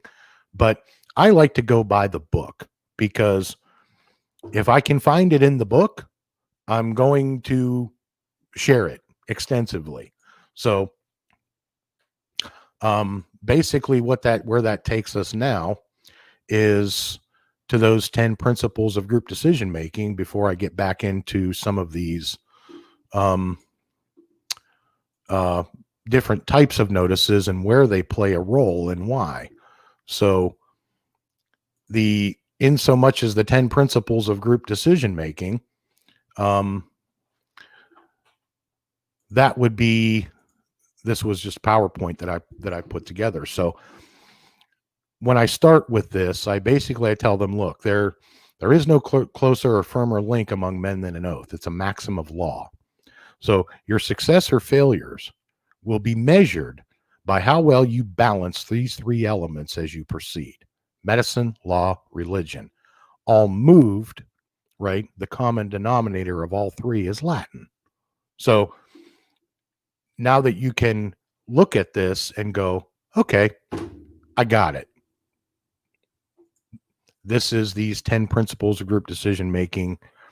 So it's remonstrance, parliamentary inquiry, any form of Mason's motion, that kind of thing. But to break them down, this is my mandate that says, yes, we want to know what these emoluments violations look like. There's the etymology of the word. Again, you can follow me later on as we go through this. So as you enter the process, you have to present a question. And the question is to be put first in the affirmative and then in the negative. Now, mind you, this is Jefferson's manual, right? What is this? Section, 10, 20, 39. So when you look at, there's even rules to presenting a question. So when you see section 39, I'm here to manage government, put you back in that box where you belong. I don't know who let the genie out of the bottle here, but you need to get your big butt back in that box there, brother. So, and because nobody's been doing this, they just kind of like ran amok. They got taken over by these foreign emoluments and this pernicious project. So, but this is how you get your foot in the door to participate. If I get this question once, I get it 1,000 times. How do I get my foot in the door? You have to know these principles of group decision making and know the books. No matter what somebody's going to try to call you a sovereign citizen or whatever nonsense they're going to throw at you, right? So let's look at the first principle of group decision making, which is the group must have the authority to take the action it purports to take. Jurisdiction must be given. It cannot be assumed.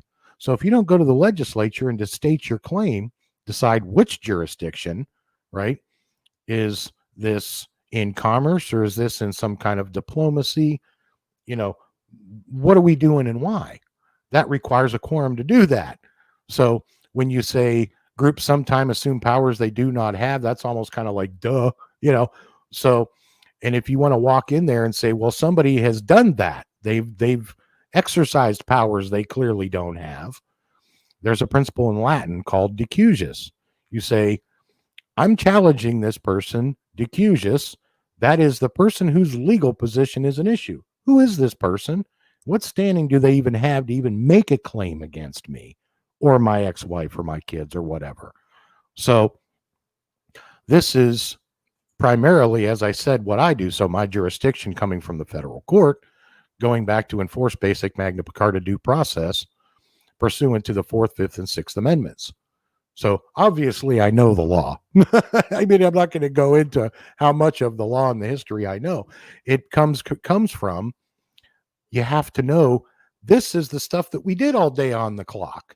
These are the theoretical foundations of when you walk into a corporate headquarters anywhere and you're going to go into the meeting, right? And, oh God, I got a memo. We're going to have a meeting to talk about the meeting, to go before another meeting to decide what the meeting's going to be about. And it's a whole long joke, you know? So, but this, if you don't know where that stuff comes from, you won't be heard. You didn't state your claim and make your announcement. So if you don't state your claim, you don't make your announcement. Here's my question. What emolument is that? Hence that's why I said, use me. You know, I'm used to it. I'm good at playing the bad guy. They're used to hearing my name. So, so for example, it is unjust for anyone to be the judge in his own cause. You don't have to tell me that. It's a maxim of law. I know that. Hence the reason it requires a quorum to do any business. So how are these people doing business without a quorum? As I said, somebody's exercising powers that clearly belong to the legislature. So this is why a lot of times you're seeing the courts are looking at this as a separation of powers problem. And they're half right, right?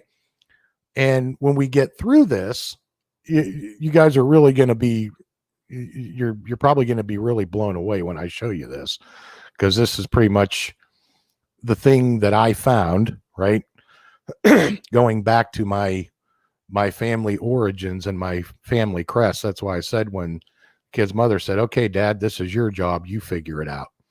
Well, our family crest, our coat of arms is expressed in Latin, as I discover. That's what that means. So that's why I said discovering or rediscovering all of this has been a very interesting, process, for lack of a better expression. So one thing I want to share with you guys, I want your takeaway on this is, where is that bad rascal? When you hear about the couple of things, actually, this is going to be real short too. You hear about the whole human trafficking and where does it come from? And this I found in another document here. Slideshow directly from here. So we already know the person of a human being can have no price put on it. Hello, duh. So can you explain this human capital, right? Or other fixed assets? So this document is on my Patreon site. You can find me on Patreon at through eclausllc@gmail.com, or just find me at just type in the name. It pops up real easy. And I've put together multiple posts on, I've uploaded free copies of Mason's and Jefferson's and Roberts, and the ones I could get my hands on, the current books they're using.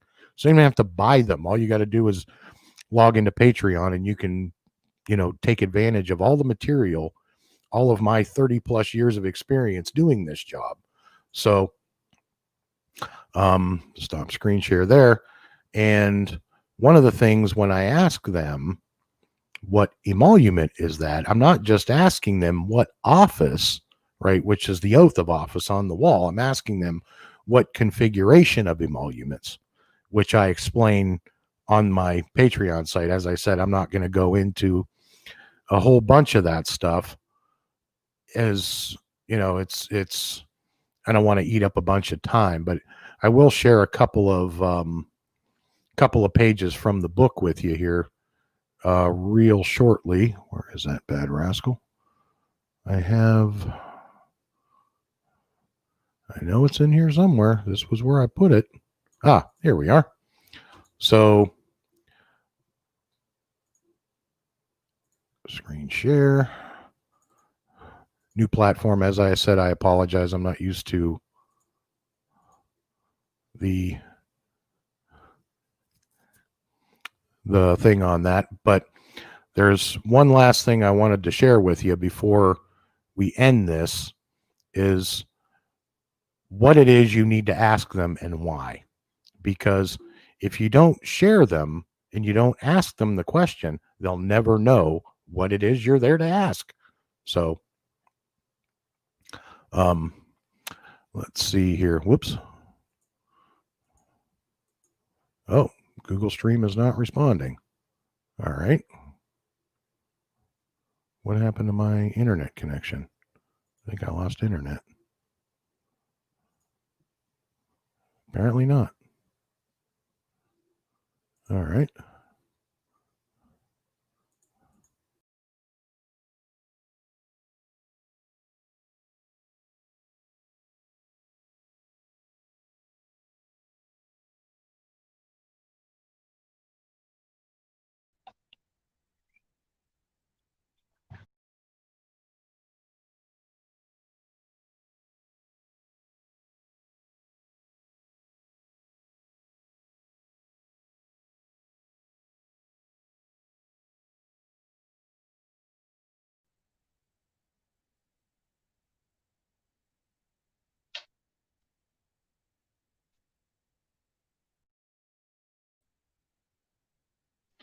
Hi there, everybody. I guess there was maybe a little bit of technical difficulty.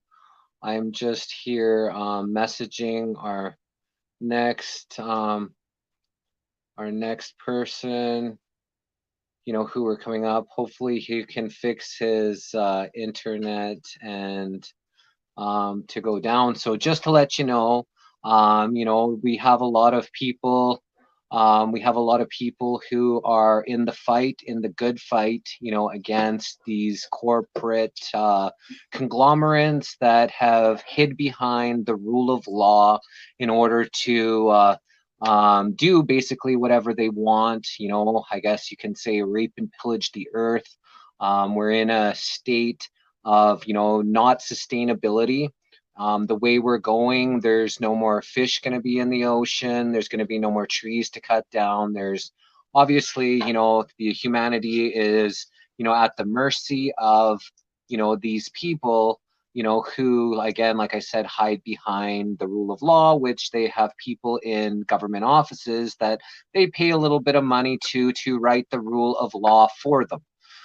So basically, they do what they want. When the actual, I mentioned this before, when a corporation became a person, took all morality out of all business practices and allows the swamp rats, the ones who are, looking to destroy and looking to take advantage of, looking to, take as much as they can, without this balance equal exchange, allows them to flourish. I have a friend, Mr. Brad Bosch. He's a singer. He sings in one of the songs that we live in a place where snakes will prosper. And that's because, of government and protecting laws and protecting these, snakes. So we have people like Mr. Chris Hallett and we have Tony Pellegrino, who are teaching people about law, and you got Tony helping people to, you know, actually make class action suits against some of these people for, you know, some of the different things and the practices that they do. I am really upset about how all of, you know, Facebook, all the things for the last 13 years, we've been doing the High Vibe Love Tribe, where we get together every day on my profile and now at the High Vibe Love Tribe Facebook page, where we dance and increase vibration, do some guided meditation, Tibetan singing bowls, anything to increase people's vibration and give a nice, safe space for people to come and hang out every single day. It started just after the lockdown started, when we prayed for Earth Day. And, you know, it's been amazing. So every single one of those for the last 5 months was saved on that Facebook profile, and then all of a sudden gone. And then when I tried to, it said, if you want to dispute it, click here. I pressed the dispute link, and it just looped and looped and looped. It actually wouldn't allow me to actually dispute it. So I create another Facebook account, same name, it's me, not hiding anything. Create the new account, start adding people. That and it was that same day we had, I think, I don't know, maybe 300 Facebook friends, but we ended up having, I think that first day we ended up having, I think, 600 or 700 live views, and 1,000 people ended up seeing it on a brand new account, which just shows you the power of our community, the power of our people, and you know, the ability to get back out there with the message. So then again, a couple of maybe 4 or 5 days later, they delete that account, my second account, to get deleted in, you know, less than a week. And then so we created a third account, which I'm on right now. And then with my second account, they asked me to put in my driver's license. They asked me for my phone number, which is the first time in 13 years that I've ever given Facebook my phone number. I look to keep my information as private as possible. And I actually, because, you know, all of what's going on, the High Vibe Love Tribe, a lot of people count on us being live every day. So I, you know, gave them my phone number. They asked me to do face recognition, where I had to do my face side to side to side. So I do all what they say, and they're like, oh, because of community standards, you're still deactivated. So they asked me for all my information. They asked me to give my driver's license. They asked me to give my facial recognition. They asked me for, you know, for me to give what they need. And then they still said I was, you know, against community standards, which I've never had a Facebook jail other than group jail, where you can't post in groups because posting too many links. Or I had where if you put too many hearts and you heart, and you continue hearting on everybody's, then you get into trouble for heart spamming, they call it, which is really stupid, because if they were going to do something like that, don't you think that everybody deserves a Facebook message on what their protocols are? Why they, you know, please don't press hearts constantly nonstop, because you will get flagged, and give people messages about what they're doing. But no, they just, you know, say you're a bad boy, you're a bad girl, and then give you restrictions without even telling you why, which is, again, you know, that's not proper business practices. So we do have our next guest here in the house. We have Mr. David Hopkins. So he is the creator of Planet Evolve. His mission on helping the planet evolve. Hope Evolve. You know, he's done so many different things. He's got a chakra course. He's actually connecting people. He's created a Reawaken Collective, which is ARC, to connect people. He's doing his part. He's really getting himself out there. He's a master of math, which he's been able to figure out some really good theories in math. But, you know, he's just such a beautiful soul who dedicates his time every single day to humanity, because he knows we're in trouble, and he knows that what's coming. We're frozen. If I see you still, and I hear you. So he knows what's coming. So he really wants to. I'm frozen. He's passionate about. You know. There you are. about this message. So take it away, Mr. David. Would you like? All right. Yeah, we were frozen there for a second. Can everybody hear me? Can you I hear can me? hear you. I can see you. Would you like me here, or would you like the stage?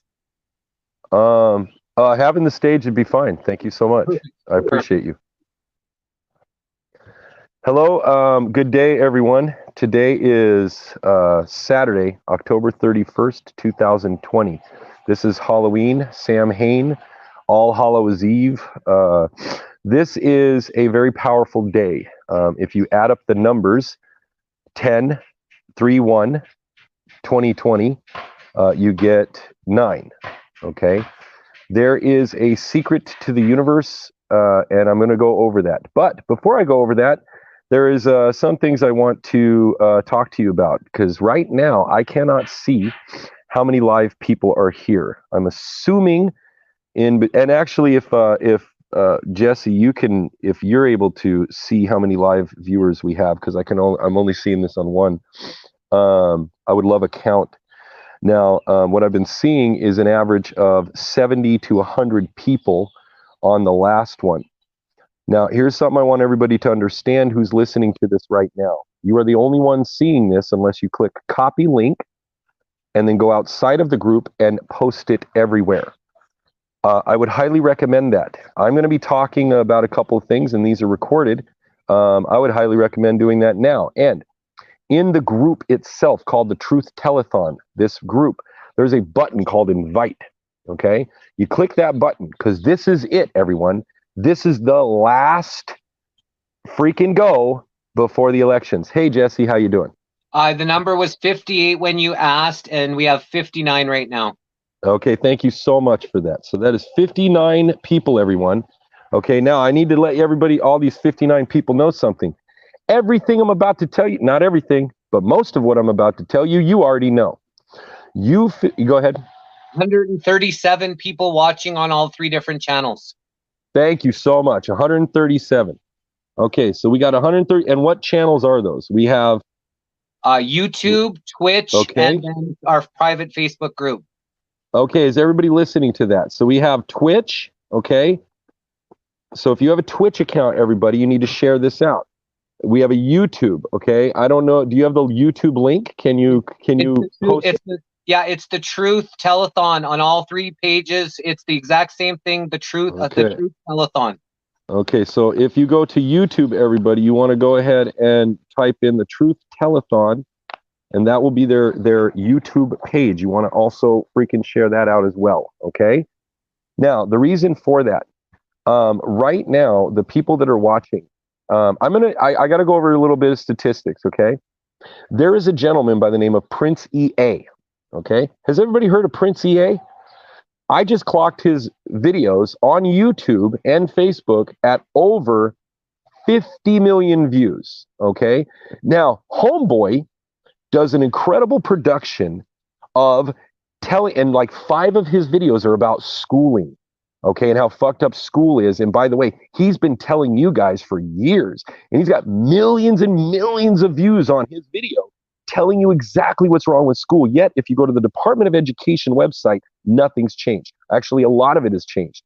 A lot of it has taken all of your rights away. So Prince EA, 15 million views, 14 million views, so on and so forth, million views, hasn't done shit because it's just production. Now, here's the key to whatever I'm about to talk to you about. Follow through. Okay? Now, who am I? Just real quick, my name is David Hopkins. It's spelled Hopkins, but it is pronounced Hopkins because the O is long. I am Hope. I am here to help try and save the planet. If you go to my old wall, not this one, because this one's called Hope Divine. It's because my old one, David Hopkins, was taken by Facebook because of something that I created. And no, I'm sorry. It's not because of something I created. Jesse, if you want to hop back on, because I wanted to talk to you about something real quick before I move on. Okay, it's about Facebook, everybody. October 1st, 2020, everyone. I don't know if you got all those notifications, people. October 1st, 2019, October 1st, 2020. You got a new terms and conditions. In those terms and conditions, it said we are going to remove your accounts. Okay, so I mean, all this whole shadow banning and all this kind of shit, folks, they've been gathering your data for years. They've been gathering all your data, all your freaking friends list, your freaking messenger messages. They've been gathering all this shit. They know who is who. And I've been talking about this for years, that yes, as soon as they fucking start activating those terms and conditions, they're going to start dropping people's accounts. So that's what's wrong. That's what's going on. You're tied to your IP address, Jesse. It's not your email. It's your IP address from your computer. They have that. And the way I know that is because one of the things that you didn't mention is I am the founder and creator of Hope Evolve. It's spelled HOPEVOLVE.com, everyone. It was launched August 1st, 2016, which was 20 years to the day of me becoming clean off of meth. So I was very proud of that day. The reason I launched it is a free informational website. It isn't anything like half the people's websites out there, man. It ain't anywhere close to it. I'm going to be honest with you. There is a website that I highly recommend, joedubs.com, JOEDUBS.com. You want to know sacred geometry? That's where you go. Homeboy has it all, okay? Blew my damn mind. My website, what it's specifically for, is to get you going to where you should be at this moment in your human evolution. Because we have been stunted, everyone. We have been stopped. We have been slowed down. We have been controlled. We have been manipulated, okay? By everything. Now, I'm going to go into all that. I just wanted to let you know, Jesse, that the whole thing is, it's the terms and conditions. If you guys want to go into your terms and conditions of Facebook, Twitter, Instagram, fucking every app that you have on your phone right now and your computer, and go into the terms and conditions, you will notice huge change that took place on October 1st, 2020, okay? Which says, hey, we are completely going to wipe out all of your shit. A couple of months ago, Amazon, Facebook, Google, and Apple all were on trial to answer some questions for Congress. All four of them were on trial. They were read charges of treason through their own emails that the Congress has access to because of the whole freaking laws that they have power over. And they basically read off to Zuckerberg and the other three, you guys are destroying the Constitution of America, blah, blah, blah. All four of them basically said, yeah, what's your point? Then the other day, Zuckerberg and three others or a couple others were on trial again for a pony show, okay? They have to disclose what they're doing to you, everyone. That's the key. Now, I'm going to go into it. The goal of my portion of this Truth Telethon is to get you the necessary information you need to survive what is coming. Not what may come. What is fucking coming. Every person in here knows what's wrong. Oh, and by the way, again, whatever the count is, 137, it probably is about 200 now, maybe higher, all three channels. Because I'm clocking in the time, I'm clocking in people sharing it out, I'm clocking this in, and it's a brand new live. Takes a little while for it to get going, so I'm clocking in about 200 people. Because you guys blew me away, because you doubled the membership count from 623 to 1,200 in one day. Okay, that's very good. Okay, but that's 1,200 people. And how many people do we have watching? Okay, you guys all know what I'm about to say. You know how they keep talking about they? Everybody's like, who are they? Who are they? Who are they? Okay, I'm just going to go down a list. And by the way, I'm going to talk so goddamn fast because I'm going to put so much information in 30 minutes or less. You may want to rewind this shit. Who are they? Okay, well, they talk about these 13 bloodlines. Okay, you may want to write this down. Astor, Bundy, Collins, DuPont, Freeman, Kennedy, Lee, L.I., Onassis, Rockefeller, Russell, Van Duyn or Van Dyne, the Merovingian, and the Rothschilds. Okay, those are 13. Okay, Legion of Doom is what I'm going to call all these people. Okay, then you got to worry about the Nazis, them damn Nazis. Okay, Soros, Bill and Melinda Gates, the WHO, you know, who are you? Okay, World Health Organization, folks, which, by the way, runs everything. The United Nations, your government, again, I don't know what country you're from, but I don't give a shit. Your parliament, your government, the scientists, and everyone is who is in control of the world right now. That's who they are. Okay, I'm done answering the question. Who are they? They're the motherfuckers that are controlling you. Now, the Legion of Doom, as I call them, the powers that be, their roster changes all the time. Okay, these folks are just whatever. They're rotating. Okay, it doesn't matter. Bill and Melinda Gates is now in them. Zuckerberg. Oh, I'm sorry, forgot to write Zuckerberg. Okay, and then the guy whoever owns Google, right? Let me go Google. Okay, Google. Let me go Android. Okay, let me go Apple. Let me go. Who are they? That's who they are. Okay, they're the ones who are controlling you.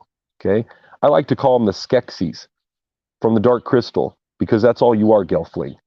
To them, you're just energy. I'm sorry. Now, what do they want? Okay, I deal with everything I deal in. If you, by the way, it's 111 right now. That is a 3 digital base root 3 note. Okay, everything I do who, what, when, where, why, and how. If you put who, what, when, where, why, and how, oh, that's wonderful. I can't hit reply because I may jump out of this. Somebody just messaged me 111. Who, what, when, where, why, and how. If you put these questions to literally everything, which I have done to energy, frequency, and vibration, I've done it to everything on this list. I have put who, what, when, where, why, and how to every single thing. That is how I came up with the answers of everything. Okay, which a couple of these wonderful, amazing content creators have touched on as well. Now, what do they want? I'm going to bottom line you, okay? I'm not going to fucking mumbo jumbo your shit, okay? To control the species, which is you, that can transform energy with your thoughts. That's what they want. That's the only thing they want. They don't care. The energy they're consuming from you is just to keep things going. You, entire species on this fucking rock that you're standing on, are a species that can transform energy. And you are doing it every moment of every day with 98 to 90% or 99% of everything, or 96 to 98% of everything that you do is subconscious in your body. 96 to 98% of everything that you do is subconscious. Okay? They control that. They control that. They control what you're looking at. They control this tree. Okay? They control your body. They control all that shit. That's what they want. When did they take us over? When did they do this? Longer than you can logically believe. Okay? A lot of these wonderful content creators have been going over some wonderful, amazing alien information. They are correct. Names, titles, this and that. Does it really fucking matter? Okay? Can I be honest with you? Does it matter? Because we're here now. In January, they have 400 million vaccines ready to go. Operation Warp Speed. Okay. How are they doing this? Remember who they are. The Legion of Doom, bad guys. Okay. All those bastards. Those bastards. Oh, and by the way, something I need to bring up. You know all the pedophiles that you guys are about to sacrifice? You know all the pedophiles that they are sacrificing to you? The bad guys. The real bad guys. The big higher up bad guys that don't give a shit that you know. Okay, the Legion of Lex Luthor doesn't give a shit. He's like, hey, I'm a bad guy. What are you going to do about it? So Zuckerberg said to Congress. Oh, it's the AI. The algorithms did it. Please look up The Social Dilemma on Netflix. Please look up Out of Shadows Official. Those two right there will blow your damn mind. Oh, and by the way, I'm sorry. All of you already know that. I'm already telling you something you know. The Social Dilemma? Yeah, you know it. Because I only have about 230 people maybe totally. And you guys already know. You're not the sleepers. You're not the ones who need to hear this message, are you? Now, you actually are, because I'm going to go over something that not a lot of people have gone over. And this is very, very important. I got 15 minutes left. How are they doing this to you? Separation, segregation, famine, torture, rape, pedophilia, trauma, slavery, monarchy, hierarchy, violence, fear, war, poverty, abuse, disease, chemtrails, religion, vaccines, stealing Nikola Tesla's work, radio, television, movies. By the way, in the movies, just like a couple of content creators said, they have to disclose everything. They are showing you so many superhero movies right now because transhumanism is right around the corner. In 15 years or less, you're going to see the first flying people. And I don't mean that guy who flew with, Iron Man. He was flying with wings on his back, folks. I mean, I don't know if that was about 8 years ago.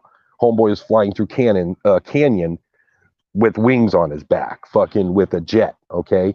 This shit's real, all right? Now, they have to show you in the movies, they have to tell you in the radio, they have to tell you in books, they have to disclose everything they're doing. And there is this thing called universal law. It must be your choice, okay? They have to show you everything they are doing. It is the law. You must consent, and you are. New York Times bestsellers list, you've consented. Box office smash, you've consented.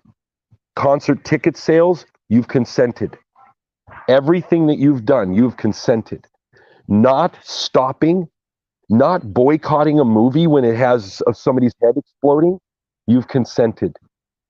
You've consented to the desensitizing of everybody. You've consented. Everyone watching this right now, you're the one who consented because you went and watched the movies, because you did this. And don't give me the bullshit of, oh, I don't watch TV. You listen to the fucking radio. You watch this. You scroll on Facebook. You scroll Instagram. You are either a Republican or a Democrat, or you're not, because we're smart in here. You know, we know better in here, right? We know better. Okay? Reality shows, social media platforms, fake information, distractions, and programming. Folks, they've been programming your physical body since before you were born. It's called prenatal shit. They've been programming you since the moment you were born. You had vaccinations, or you had shots, or you were sick. You went to the doctors. You've had medicine. You've taken their shit. They have been putting shit in you since the moment you were born. Okay? They've been programming your mind. Not one of you comes from a non-dysfunctional family. Somebody tell me. Somebody tell me that some of you have not had trauma in your freaking life. That you literally, I mean, this isn't your 20th life or 2000th life that you're trying to freaking heal shit from. Right? This is my first life, by the way. I came in when I was 3. I'm what's known as a walk-in. I'll get it. No, I won't get to that because I don't even care about that shit. Now, what are some of the things they have done to do this? How are they doing this to you, okay? False flag operations, fake patriotism, allowing you to feel like you have a voice. You don't. By the way, there was another gentleman who was on here. I'm sorry, I have CRS, everybody, because all this information in my head, I forget normal shit. There was a gentleman on here that was absolutely right. You know, you don't have a voice. And by the way, they're not afraid of you. If they fear you, they will shut you down. And by the way, again, it's just the algorithms, everyone. They're not, Zuckerberg himself is not looking at you going, hey, I'm going to shut that person down. Shadow ban. I'm going to shadow. No, it's called a fucking algorithm, people. They type that shit in. Hey, look for these keywords. If they're connecting too many things together, fucking shut them down. They don't care about you. They literally don't even care. Tyranny, laws, fire. Oh, by the way, all the laws that have been passed while you guys were distracted by toilet paper, all the laws have been passed while you were distracted by freaking pedophiles, pedivores, okay? That nobody's doing anything about. Oh, this secret organization with a letter of an alphabet is fucking doing something. Right, okay, and the vaccines are still coming out in January, okay? I didn't see nobody's computer systems getting shut down. I don't see the WHO getting shut down by these fucking hackers. Do you? No. Nobody can say, hey, they're shutting all it down, because now would be the goddamn time if you really existed. Anywho, the fires, oh, people, do you not understand what they're doing? And don't give me the shit, oh, yeah, I know directed energy weapons. Yeah, screw that shit. They're fucking up your atmosphere. They've been making people wear masks for almost a year now, okay? You do realize that your oxygen level in your blood count goes down with only a couple of hours exposure of CO2. And folks, they've been burning down the Amazon, Australia, toilet paper, all this shit, man. You think that's not having our fires in California, by the way, I'm in California, United States of America, everybody. I'm in Northern California. Our fires in California affected Canada on the Atlantic Ocean. They saw our haze from the Atlantic Ocean in Canada. That's how much smoke was in the air, everybody. And you think that's not in your lungs? Oh, well, the masks don't help at all. Chemtrails. You do realize that they are still spraying, and the reason they've been spraying the whole time, not only to put shit in you, because where do you think that shit falls? Everybody's like, oh God, there's chemtrails above me. Oh, wait a minute. Oh shit, gravity. Hold on, everyone. Man, look at all those chemtrails up there. Oh fuck, there's this thing called gravity. Wake up. You've been breathing that shit in for how many decades now? Come on, people. Food, water, air. How are they? What are some of the things they're doing to control you? Food, by the way, organic people with the organic label. I have a friend who's a truck driver. He told me what happens to your organic food if it's not from that farm right there. Goes through some fucking shit to get to you, man. I'm going to tell you, okay? Billions of miles of copper above our heads and below our feet. Do you know what copper is made of? It's made of malachite and azurite. Go look up the magical properties of malachite and azurite. That is what's under your feet right now. They have, in Elk Grove, California, there's over 8 million square miles of copper tubing, piping, and wire. I know, I do statistics. In one city with 100,000 people, 8 million square miles of copper that has been run underneath your feet. Copper is a conductor of energy. Do you get this? Okay. How are they doing this to you? Frequency. Directed energy weapons. Please, come on, people. Reagan put them up there. He bragged about it. The whole world knows there's directed. The Navy was bragging about their hurricane making machines, and everybody's freaking out because there's hurricanes. What the hell, people? That's on YouTube. That the military, the Navy's like, hey, we got these awesome fucking hurricane making machines. And then now there's hurricanes, and everybody's like, oh God, that's the weirdest natural. Oh, and by the way, the fires in California were started by a freak storm with over 1,000 lightning strikes. Nikola Tesla. Directed energy weapons. How are they doing this to us? Alchemy. Folks, they are level 369 magic users. The bad guys, they are level 369 to your level 15. Okay? Now, I'm going to tell you what I'm trying to do to fucking stop these people. Pharmaceuticals. Science. They're getting you with science. Magic. They're getting you with magic. Technology. Nikola Tesla. And energy, frequency, and vibration. That's how they got you. It's 123 right now. That equals 6. Do you want to know what that tone is?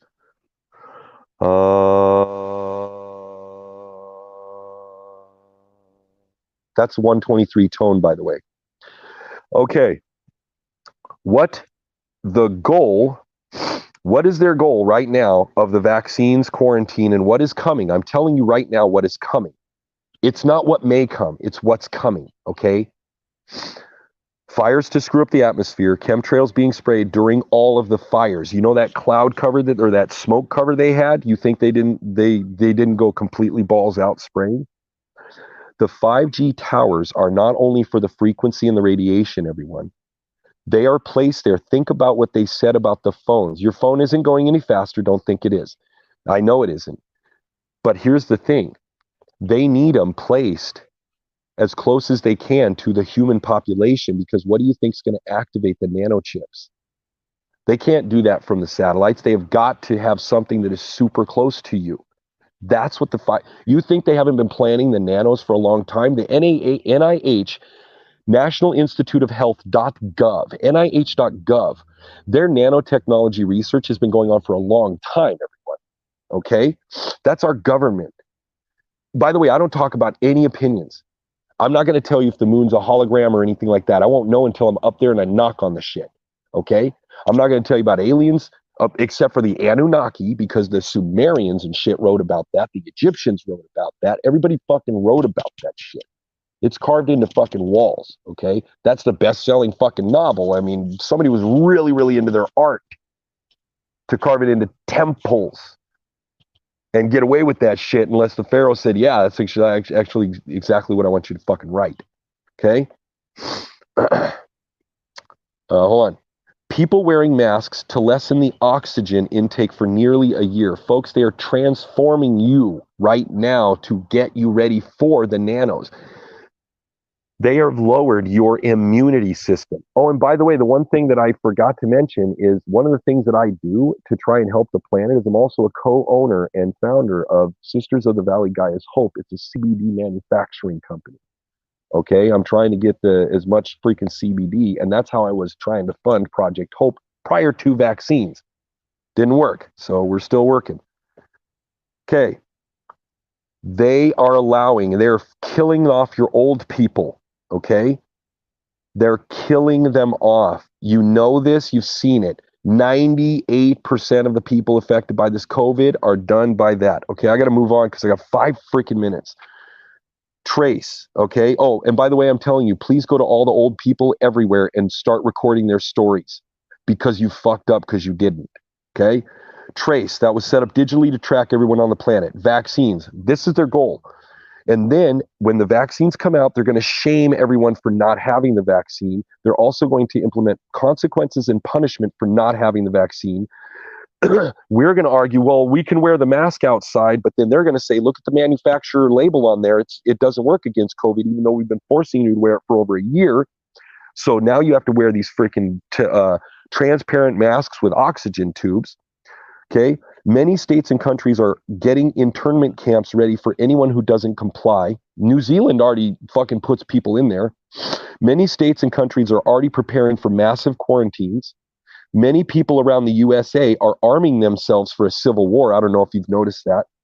5G is to activate the nanotechnology and transhumanism. Now, how to save yourself from what's coming. I got 3 minutes. I'm going to freaking go nuts. This is how to save yourself from the testing, the vaccines, and being pulled from your home, which is their ultimate goal. You must act locally. You need to gather people in your area right now. You all need to pool your money into an escrow account or a shared account that requires multiple signatures. Then with that money, with more than 10 families put together, you need to go to contact law firms, very large law firms. You got a lot of money now for a retainer. They have a system, which, by the way, I myself, David Hopkins, helped implement called LexisNexis. Okay? I worked for the company that created that fucking program. And because of shit I did, it quadrupled, quintupled freaking production, blah, blah, blah. You're looking at the guy, dude, that is going to freaking save your shit because you get a law firm, not a lawyer, a law firm with a lot of freaking names on that shit. Okay? Oh, shit. I got 2 minutes. Okay. All right, hold on. You need to hire them to look up any current laws that will stop you from being tested, vaccinated, and most importantly, removed from your home for not complying with their orders. When the knock comes on the door from a worker who has been hired as a mobile helper, okay? I'm almost done, man. I swear to God, I'm almost done. Keep going. I'll let you just go. Okay. There will be a knock. There will be a knock at your door. It isn't the government. It's a mobile tester. It's a mobile vaccinator. It's just somebody who has a family, okay? When they open the door, you hand them the phone with your lawyer. They're done. And the lawyer will be like, hey, you can't do this shit. They have constitutional rights, blah, blah, blah. You have a lawyer. Now, that's plan A, okay? That's part of what you need to have ready, okay? You need to get people in your area. Folks, it is time to go knock on some goddamn doors, okay? You're done with the whole, hey, I'm my friends and family, blah, blah, blah. No, you better knock on the fucker's door next door to you and say, hey, do you want to fucking be vaccinated and quarantined? No? Hey, I'm getting people together so that we can create a neighborhood watch so that when the mobile testers and the mobile vaccinators come and they knock on your door, everybody sees it.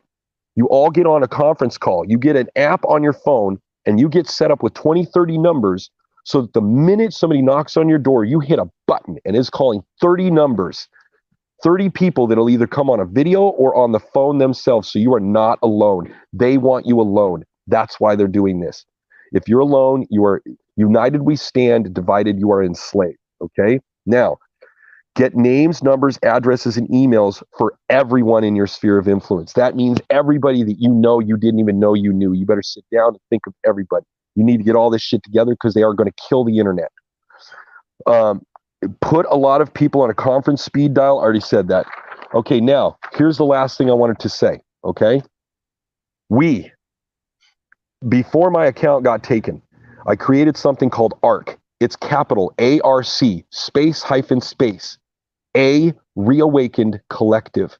If you do a Facebook search on that, there are going to be over 40 groups that pop up called ARC, space hyphen space, A Reawakened Collective. Then it's going to have a parentheses, and there's a location. Essex, UK, Maritimes, Canada, Ontario, Canada, freaking Maryland, United States of America, Northern California, Southern California. There is going to be a group that is going to pop up. Please jump in it. Please join it. We are trying to get everybody together locally.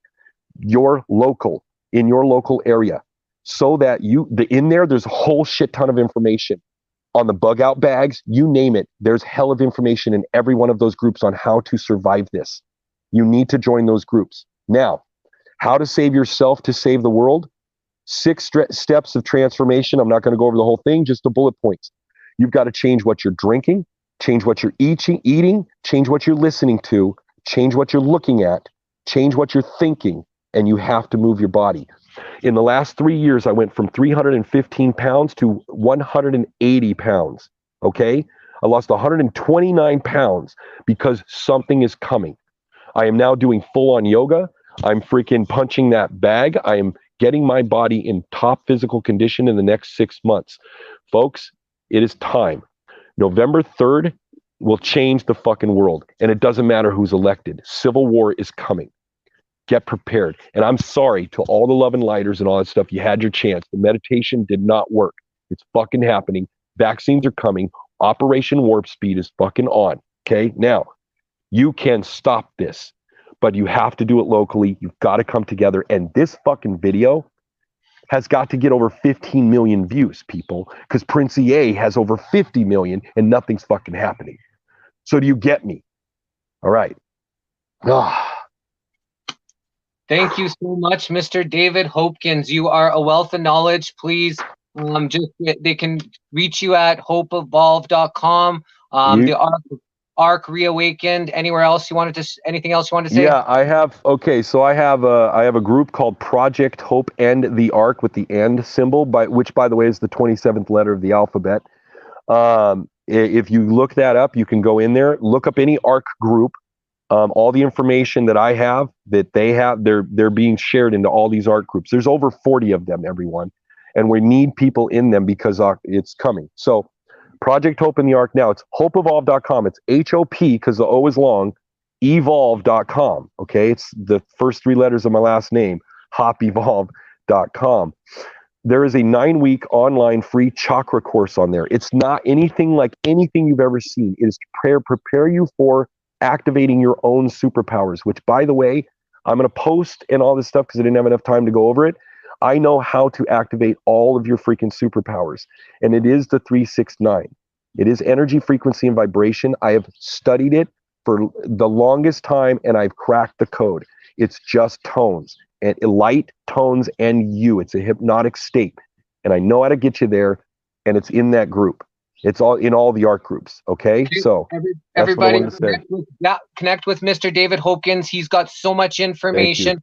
Please connect, share him out, and he will be on the page. Thank you so much for being a part of this Truth Telethon. He's been a true inspiration for me. He's helped me and the High Vibe Love Tribe to connect to lots of people. So now we have the Mr. Richard Roller from Melbourne, Australia. And is it a book called Kill the System?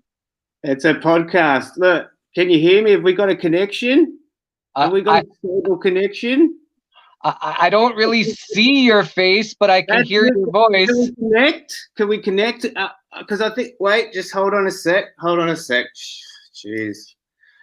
Yeah, right. We've got a stable connection, I think, now. How you going, brother? Well, I could hear you before, but now I can see and feel you. Yes. It's I was just listening to David, and wow. Like, let's drop some information in the last couple of days on this Truth Telethon. I'll tell you what, it's actually overwhelming, isn't it, really? Like, for some people, I would say if you're not really in tuned, or if you're just diving into all this, it can be very overwhelming.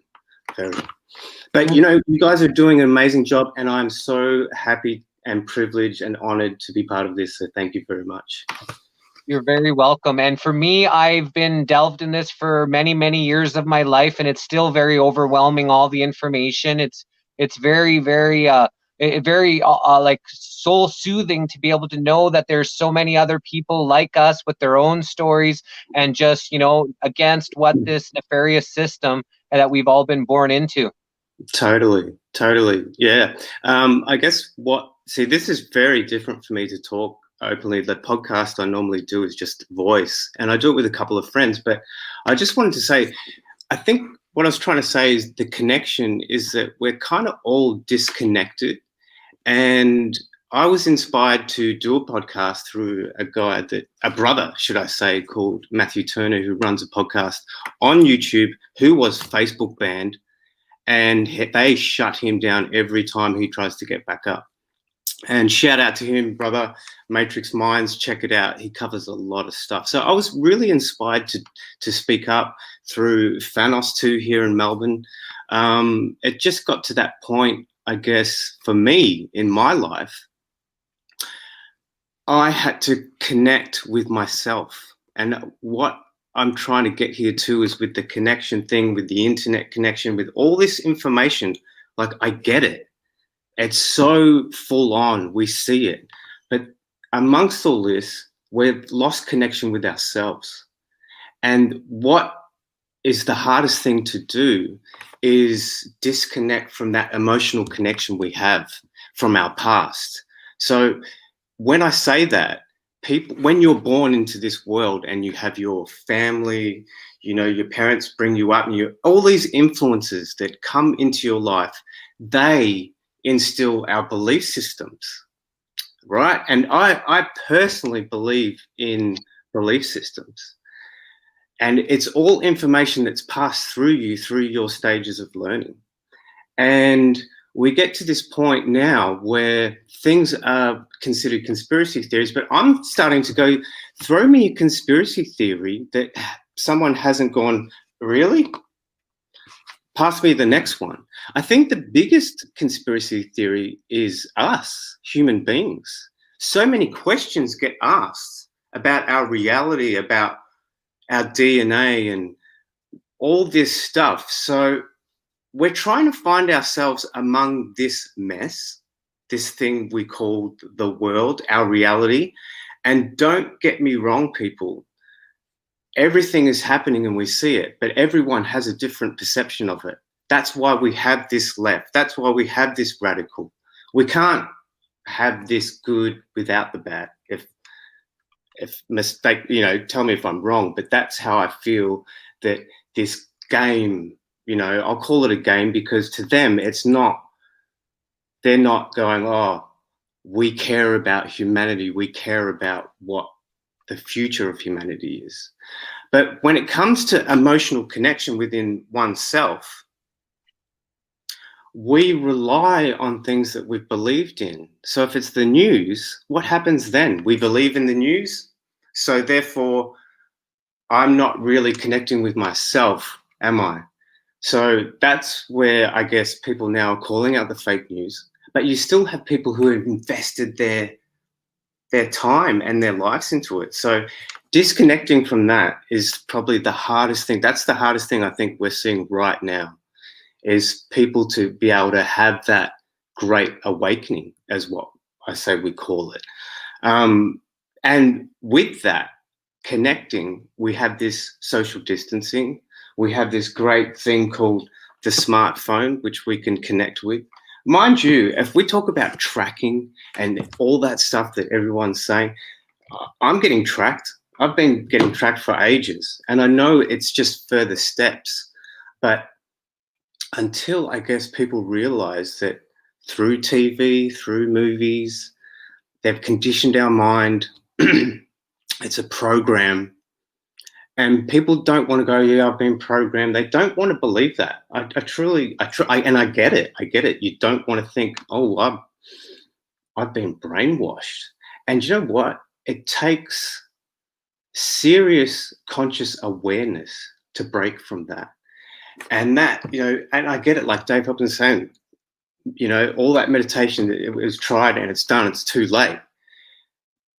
Look, it's never too late for oneself. So we find within ourselves that connection.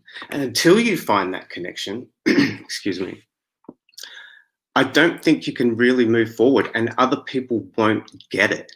And I could just go, well, true knowledge about our history is, as people, has been tainted or hidden from us, our education system, which, if we think about it, basically we lose connection with ourselves because of that.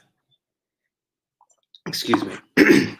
So that broken education system, that also comes in with your belief system too. So we're really battling this battle within ourselves. That's what I personally believe.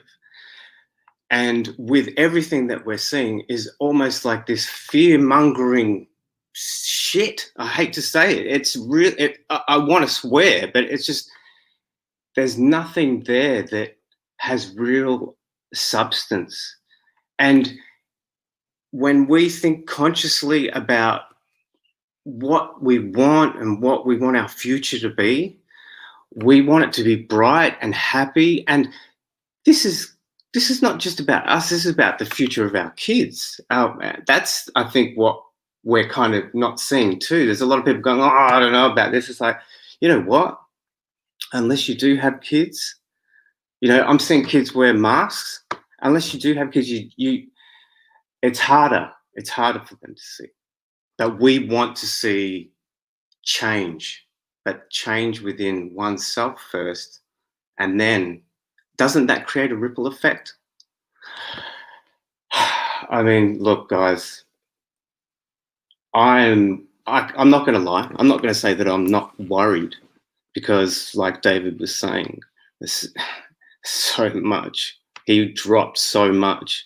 And that's the thing. The information is information. You take what you want in, but we have to act. Now, there's no doubt about it. And I think what's important is we've all lost contact with ourselves, right? But we've all lost contact with the earth. Now, we've all lost contact with natural time. The shamans and the vibration of the planet. Now, is it coincidence that they were all wiped off, or am I seeing something else here? Like, it doesn't, that stuff to me resonates. And we need to understand that in order for us to move forward, we need to stay united. But the division is there. And unless, and I'm going to come back to it, unless we connect with ourselves and our consciousness, the division will always be there. And we see past that now. I do. A lot of people do. But yet again, a broken system. That's why I called the podcast Kill the System. The system that is built to keep us from reaching our potential, you know. And anyone that does meditation, yoga, and has researched all that will understand that. And we're at that time now.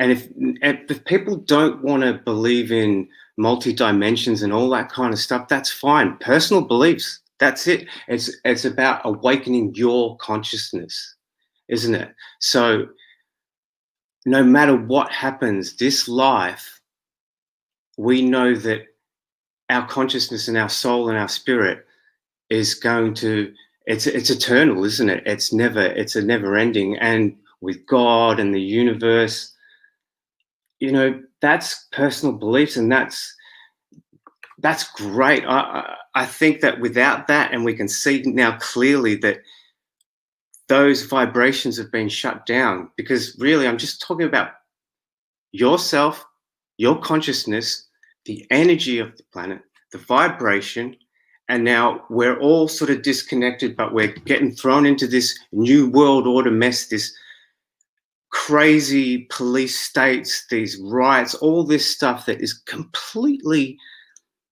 goes against, to me, and other people should see it, and I've talked about it, it's like this whole moral thing. What's going on? Where's humanity's morals right now? where people need to start questioning too, I believe. And we have significant places on the planet, and especially here in Melbourne. Like, I'm just going to drop this. Yesterday, we yet had another journalist that was arrested. Now, there was only 10 people, 15, maybe 15 people at a park, distancing. They had about 40 police, 50 police come and do a big circle around them. And they ended up arresting the journalist while she was alive. I could not believe it. Now, this is the thing. Straight away, fear. Straight away, oh no, what's going to happen? Oh no, this is taking away our powers. This is taking away our inner powers. So when we go to protest here, we're heading for the shrine of remembrance. And this is a key play here on this part of Melbourne, on this planet. It's a significance, and the people aren't aware of it. There's so much, and I've talked about it too before, there's so much just information and people just aren't aware. You can dig into everything, you can dive down so many rabbit holes, and you kind of get lost, don't you? It becomes like a mess, and you go, well, what is the truth? You know what? Truth is within yourself. You find truth, and it resonates. It makes you understand within you what is true and what is right. And then all we want for humanity is for us to all connect, have gratitude, love, because we know there's an abundance of everything. But we do have to act now. I really think, like, this is why we're doing this. We all need to just connect with people that we don't connect with, talk to people that we don't normally talk to. Because without that connection, we're all just going to lose ourselves, aren't we, really? And that's what we don't want, is we don't want to shut down within ourselves, because once we start feeling that fear, what happens? Look, my heart goes out to anyone that's lost anyone too amongst all this mess. You know, the suicides, none of that gets talked about. It's all about this huge election, about this show, this shift, this big reset, this pandemic, this virus. I think it's all been called out, don't you, ladies and gentlemen? I think it's all been called out. So now is the time to reflect. And I'm sure a lot of people have done that. They've taken the time to reflect on themselves. And that, yet again, is important. So we've lost natural time, haven't we? I don't know about you guys, but once we put a clock on everything, that's it. We're working with the system, the monetary, the governments. As soon as we allowed ourselves as people to be governed, I think we lost touch within our true self there. And that's part of the MK Ultra, all this stuff. There's so many rabbit holes, time travel, dimensions. We live in a multi-dimensional universe. And it's crazy. Do people want to really go, oh yeah, I do live in a people just want to live. People just want to be happy. They want to live their journey, find themselves. Some people don't. I get it. But at the end of the day, if we're going to move forward, we can't move forward with this crazy, they call it the New World Order. No one wants it. I don't see anyone putting their hand up going, yeah, I want it. We get that the left is there going, I don't know what's going to happen. I get that. But you know what? There's always going to be people like that. But the ones that have open hearts, love, gratitude, and hope for humanity, that's high vibration, people. If we're talking about energy, vibration, sound, all that, we still need to do that. We still need to have that. We can't just go, oh, it's all about us uniting and showing by example as well, because really people want to see good. They don't want to see just horror, horror, horror. Well, I don't believe that that's what they want to see. I mean, it's up to an individual what they want. It's up to our moral compass, should I say, isn't it? But we stay united. I think that's probably the key part here. And, like with this Truth Telethon, some people might not connect with some, but it's all information. And we build our belief systems on information.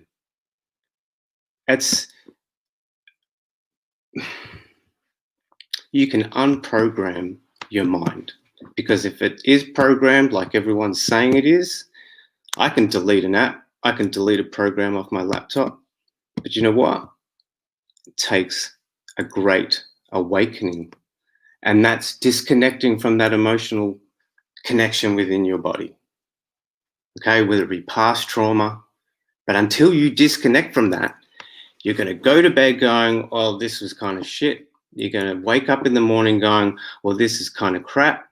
And then you're going to go to bed again that night saying this is crap. So, and I hate to put it so blatantly, but if you're in that cycle, you're not breaking away from that. And remember, people, just because we have our consciousness doesn't mean our subconsciousness isn't in the background going, hey, what about this? Remember this? That's what we have to break from too. It's more than just our consciousness. Our subconscious has been embedded with so much crap. And geez, when I think about it, and that's the thing, personal experience, emotional connection to our body. And that's where we're seeing, and they get called sheep. But those sheep, they're the ones that can't disconnect from that. They still watch the TV and go, he's going to give us hope. He's going to get us through. They're not connecting with themselves. They've just believed that this guy up there, whoever it is telling them that it's going to be all right. And that, ladies and gentlemen, is not connecting with oneself, is it? I don't know, people. We're seeing division and a shift. Exciting times, scary times. For me, I must admit, like I said, I am worried, but I'm also excited in a way. This is huge. What is happening now in the world is the biggest thing ever. And don't get me wrong, that bad stuff is going to happen, but it always has, hasn't it? And it always will. It's what we do and how we see our journey. High ascension, is that how we see it? Meeting God, Jesus, how do we see it? That's your perception, your reality. Everyone is a little bit different, I'd say. People are saying we live in the Matrix. Is that far from the truth? I don't know. I know that I check my reality at least a couple of times a day. And wow, even when we're dreaming, check your reality. Check if you're in a dream. It's look, I don't want to sound like that crazy guy. It's all about inner self. It's all about high vibration and, but correct me if I'm wrong, people. Tesla, there's so much about energy and vibration. And I think because stuff has been suppressed, that's why we're living in this low vibration, this controlled, with the movies, like Thanos was saying, spoken about so many things that really all of these speakers have touched base on so many things that really, really touch with the inner self. Like you go, yeah, you're right. And that, ladies and gentlemen, that's when you feel it, and no one can take that away. I can't take away anyone's belief systems, and we shouldn't. That's part of why we're divided. It's because we believe that we can take away things. So we stay united, don't we, to get through this? I said it before. And the significance of the places. You know, what all these wars and people that have died for freedoms and stuff like that, you know, we all agree that there should never have been wars. We all agree that that's not part how the world should have been, but it is. And that's just history, isn't it? But I go back and I look at history and I go, yeah, but what about this? What about this? What about this? So many things still unanswered. The true knowledge of our existence, of our inner beings, of our potential, of our brains. Like they tell us we only use a little bit of it. That's shit, isn't it? And then what?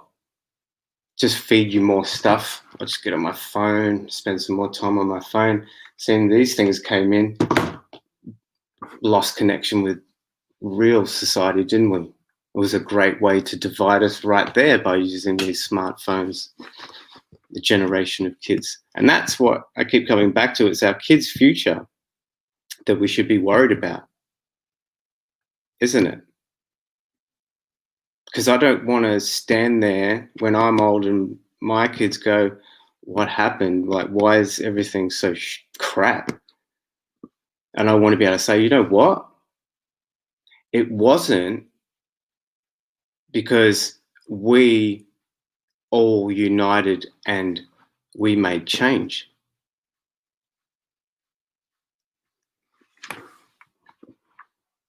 Does that sound so far-fetched?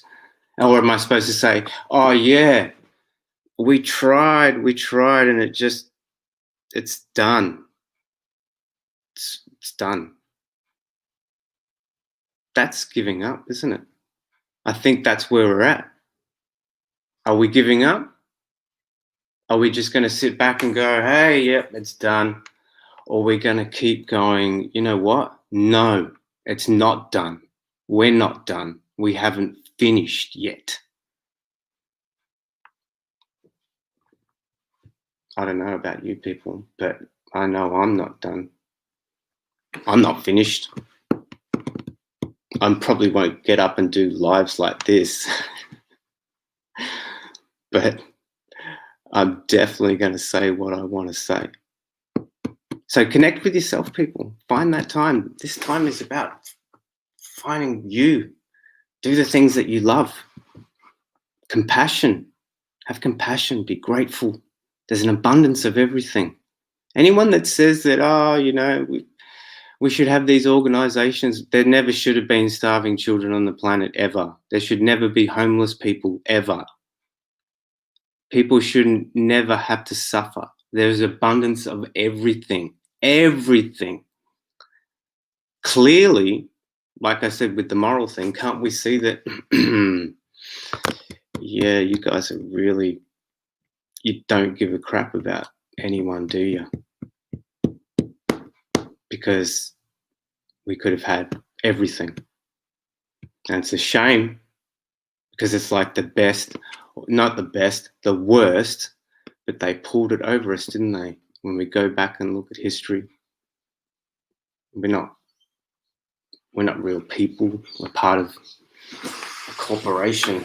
Or we're dead people, aren't we? Aren't we dead people walking? And that, ladies and gentlemen, is not cool. I think we're all seeing that. The maritime law, all that stuff. Everyone's seeing it. Everyone's talking about it. Everyone's talking about it. That's why we're not going to stop. But to make change, We need to find the real truth in our countries, in our towns, in our states. Who's telling the truth, who's not? Who's running the show, who's not? People are waking up and seeing it. We've had a guy run our show here. It's been a real crap show, hasn't it, Melbourne, Australia? We're still under restrictions. I still can't go more than 25 kilometers from my house. I'm not into it. I think I'll just drive 30 kilometers. Ridiculous. I don't even know what's going to happen here. All I know is that people have had enough. They don't want to be locked up anymore. Do we? Well, I don't. Guys, early morning for me. I'm never up this early. I'm normally a night owl. But yet again, doesn't matter, does it? And the thing is, like I said before, time, what is it? They put a clock on us. Love to have just gone with natural time. That would have just been awesome. And keep the shamans, keep that vibration, that high vibration on that planet. Gee whiz. What are we going to all go around burning all the 5G towers down? Guys, thank you for listening. Anyone that's stayed with me. Jesse. We have 65 people. There's 65 people here just on our Facebook page. We're also on YouTube. We're on Twitch. So there's more than 100 people watching live. This is going to get out to thousands, if not 10,000s of people. This is brand new. We just put this all together in the last 12 days.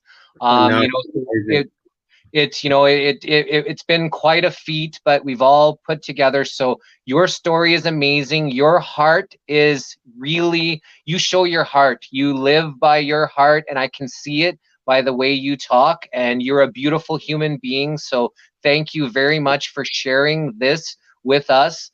And,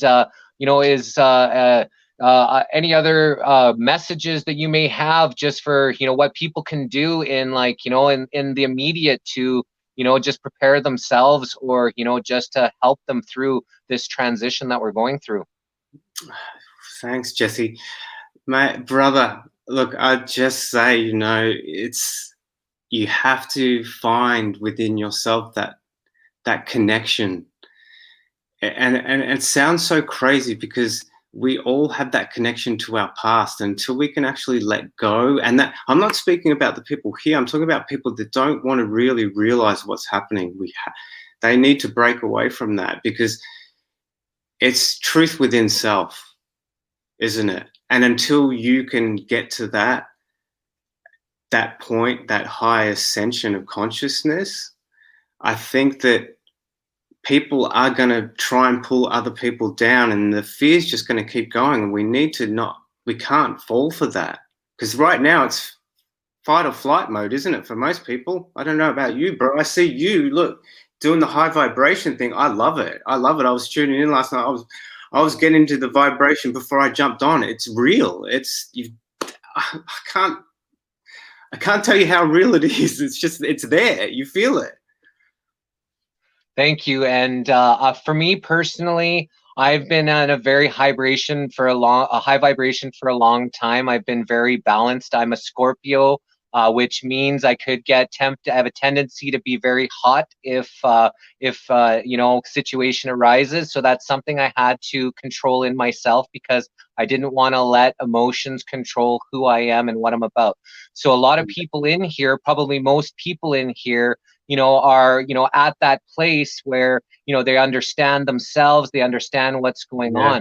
So now you're mentioning all the other people that we're talking to. How do we help them, to open their eyes to what's going on? Like, do we just start going up to people and giving them hugs? Like, like Mr. David Hopkins said, start ringing people's doorbells and say, hey, like, do you know what's coming? Do you want to put some plans in place? Get a community watch going in case these people want to start coming and vaccinating. Like, do you want to actually fight against this, or are you just willing to let them inject you? Like, what kind of stuff do you think we can do to help the people that are not in the same conscious awareness as, probably most of us?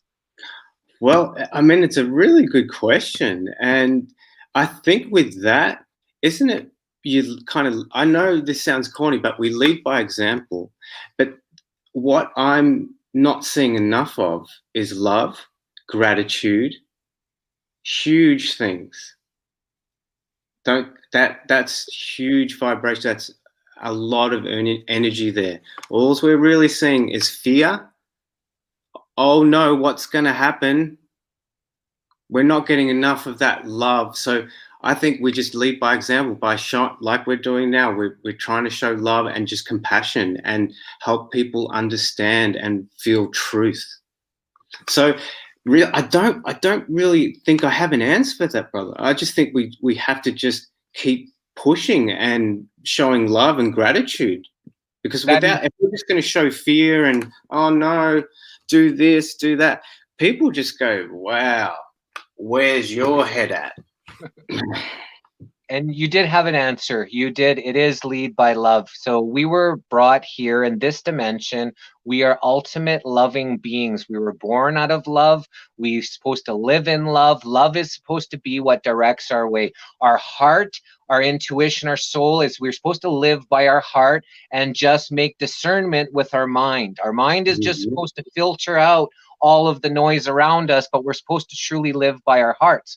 Because of the system we've been brought into, it's all about division, it's all about fear, it's all about, putting people against each other instead of working together because they're scared of a unified people. So by living in this fear, as you say, there's fear all around, and that's what we need to stop. We have to start. And, Mr. Gerard Kenyati was on here earlier, and he's like, I love you, man. And he's like, this is what we need more of, and I love you too, Mr. Richie, and this is what we need more of. So, some advice for human beings, and, just go around, if you're not smiling, because most of people probably here don't have the, the satanic worship face coverings on, but, like, smile at people, wave at people, just tell random people, hey, I love you, man. And just start spreading some love, because right now everybody is in fear, and hence why we do the high vibe love tribe, because I just want to increase people's vibrations. I've been a truther for almost 30 years. I've been scaring people for almost 30 years. I don't want to scare people anymore. We've been doing this now since the lockdown, and all I'm about is raising vibrations, bringing people together. That's what this whole Truth Telethon was about. When Miss Lori Suzuki came to me and she said, you know what, the Truth Telethon is off, I was like, no. And she's like, well, what do you mean? I said, well, no, we'll do it. I said, me and you will do it. I will help you. I said, I don't care if I have to go from 9 a.m. to 6 p.m. and talk every single day, all day long, because there was no other talkers. We're putting this on. And she went to work, and boy, did she ever. She already had all the contacts. I'm obviously being in the online world. I have a lot of contacts and friends as well that I was able to. And, we had a last minute, we had a few cancellations. Few people were sick today. All of a sudden, some people showed up. My brother, Andreas Moreno, he's from the 144 Club. He came on, today. So it's just a matter. We do have a community. We do have a group of people who are here to support each other. Like I said, I have the High Vibe Love Tribe, where I'm on every single day. I'm here to help people lift vibrations at any time. If anybody has any questions, they just need someone to talk to, they need someone to reach out to, my messenger is always open. You can always message me. You can always call me, because, realistically, we are here in this together. And if one person's hurting, I am hurting. I feel that, because we are connected as one beautiful human being. Yeah, and you guys have done an amazing job. Thanks, Jesse. Thanks, Laurie. Everyone, you guys, it's special. And I was saying to Laurie, this is going to echo in time. This is amazing. Thank you so much, everyone, for listening and being part of it. Share, share, share. That's what we have to do. Hear this out, and this is just the beginning. We in order to not get this taken down, we decided to go with a private group instead of going for millions of views. We wanted to make sure all of this content was out. The group page, the private group page, is just going to grow bigger and bigger. By the time we've already went from yesterday morning, we had 200 people. We have 1,900 people now in the private Facebook group. Yeah, and that's only going to continue to grow bigger as people share this out. And then for the next one, maybe we'll have 5,000 in there. Maybe that number, we have 75 live viewers. Maybe there's going to be 750 live viewers, for the next one. When people see the credibility that we're just about truth, we're not out here selling products. We're not trying to convince people to buy into more commerce. We're just about bringing people unfiltered, the raw truth from everybody's perspective. We didn't tell anybody what to say. We just knew you had something to say. So we just wanted to have an open platform for everybody to be able to share that message out. Yeah. Thanks, brother. Amazing job. Thank you. Thank you, everyone. And big thanks to Mr. Alan Newell for, the back end work that, he's done. He's made my job so much easier, because when I said to Laurie, I said, we're going to do this, I didn't know how we were going to do it. I just knew we were going to do it. And then all of a sudden, an angel appears, Mr. Alan Newell, and he's like, and he's done these things. He's been involved, with different things like this. He had the program, he had the know-how, and he's broadcast on YouTube channels. So he just made this so much more seamless, and it made it so much of an easier job for me. So definitely this was a whole community group effort. And we now know there's a lot of us out here, a lot of us, pounding the pavement and, connecting with people like we should be. Yeah, totally. Totally. Connect people. That's what it's all about. Take off the masks. Yes, brother. So thank you very much again. And I know you said, you're not used to doing something like this because you're usually just voice, but, you do have a beautiful, heart. And, I would appreciate if maybe one of these other times you would definitely consider coming back on for, coming and speaking with people again. Yeah. Hopefully it won't be so early, because I got hardly any sleep, because I got on when it kicked in live. It kicked in at midnight. I reckon I'm probably on about 3 hours sleep, not even, because I was lying there listening to the live. But yeah, thank you. Thank you again. Much love. Much respect, everybody. Love, respect, gratitude. It's out there. Abundance. It's all there. Take it. Yes, and we do have one more speaker coming up. We're just waiting for him, Mr. Max Egan. Yeah. Epic. I'm looking forward to this one. Yes. And so, just want to share one more time how people can connect with you on your podcast, or how are you able to connect with people? I run a podcast with some great friends, and I'm lucky to have best friends in my life that have actually seen this same path and get it. It's called Kill the System. I don't know how long it's going to be up there for. I'm expecting it to get taken down. I'm surprised it's still up, to be honest. YouTube? Yeah, on Facebook. Oh, on Facebook, okay. Yeah, and it's under radio. Kill the System radio station. Hi, Laurie. Well, I decided just to pop in. Yeah, I was wondering where you were. I thought she's hiding from me. Alan's so busy in the back, and I'm like, let me say hi to Richard, because Richard and I have been chatting back and forth. So, Richard, I really appreciate you. What a support we have in Australia.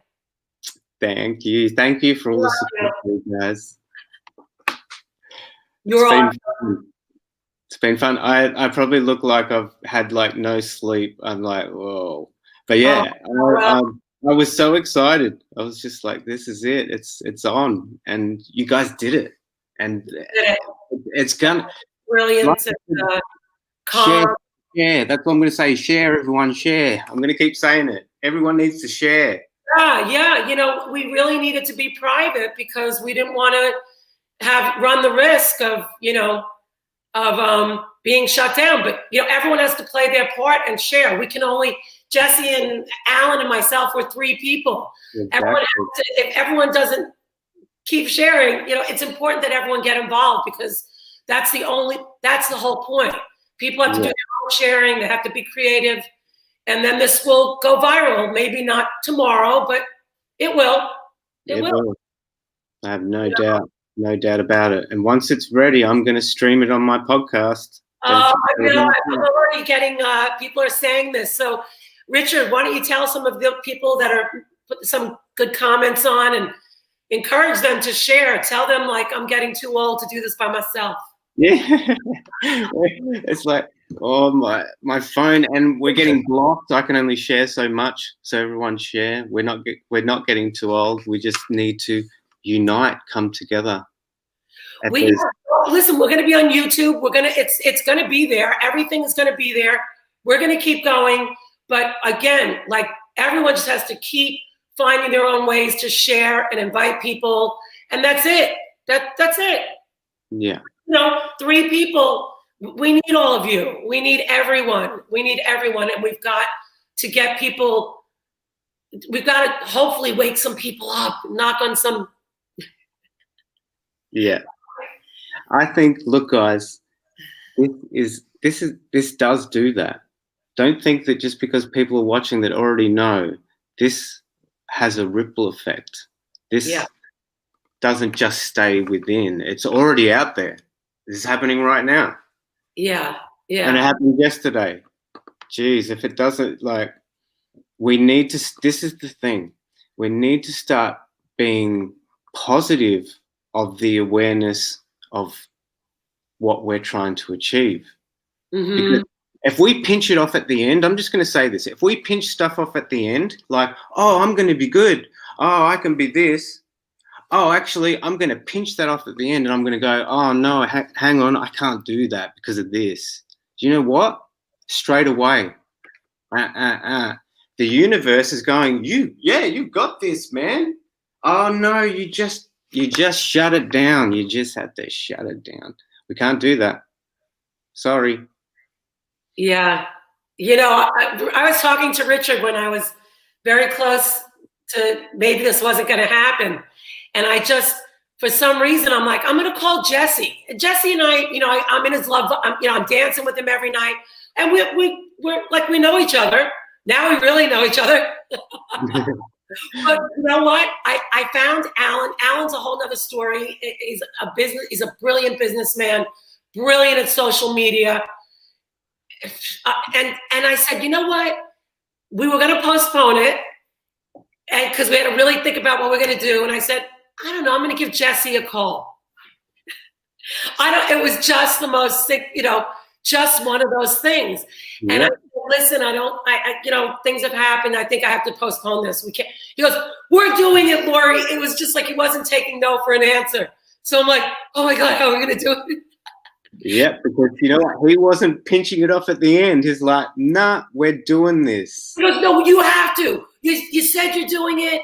He goes, I'll if you don't do it, I'll still support you, but you have to do it. He goes, I'll do it. I'll host it. Hey, if you guys weren't going to do it, I would have snatched it up and done it. Well, that was another reason. I said, I got to do it before everyone steals it.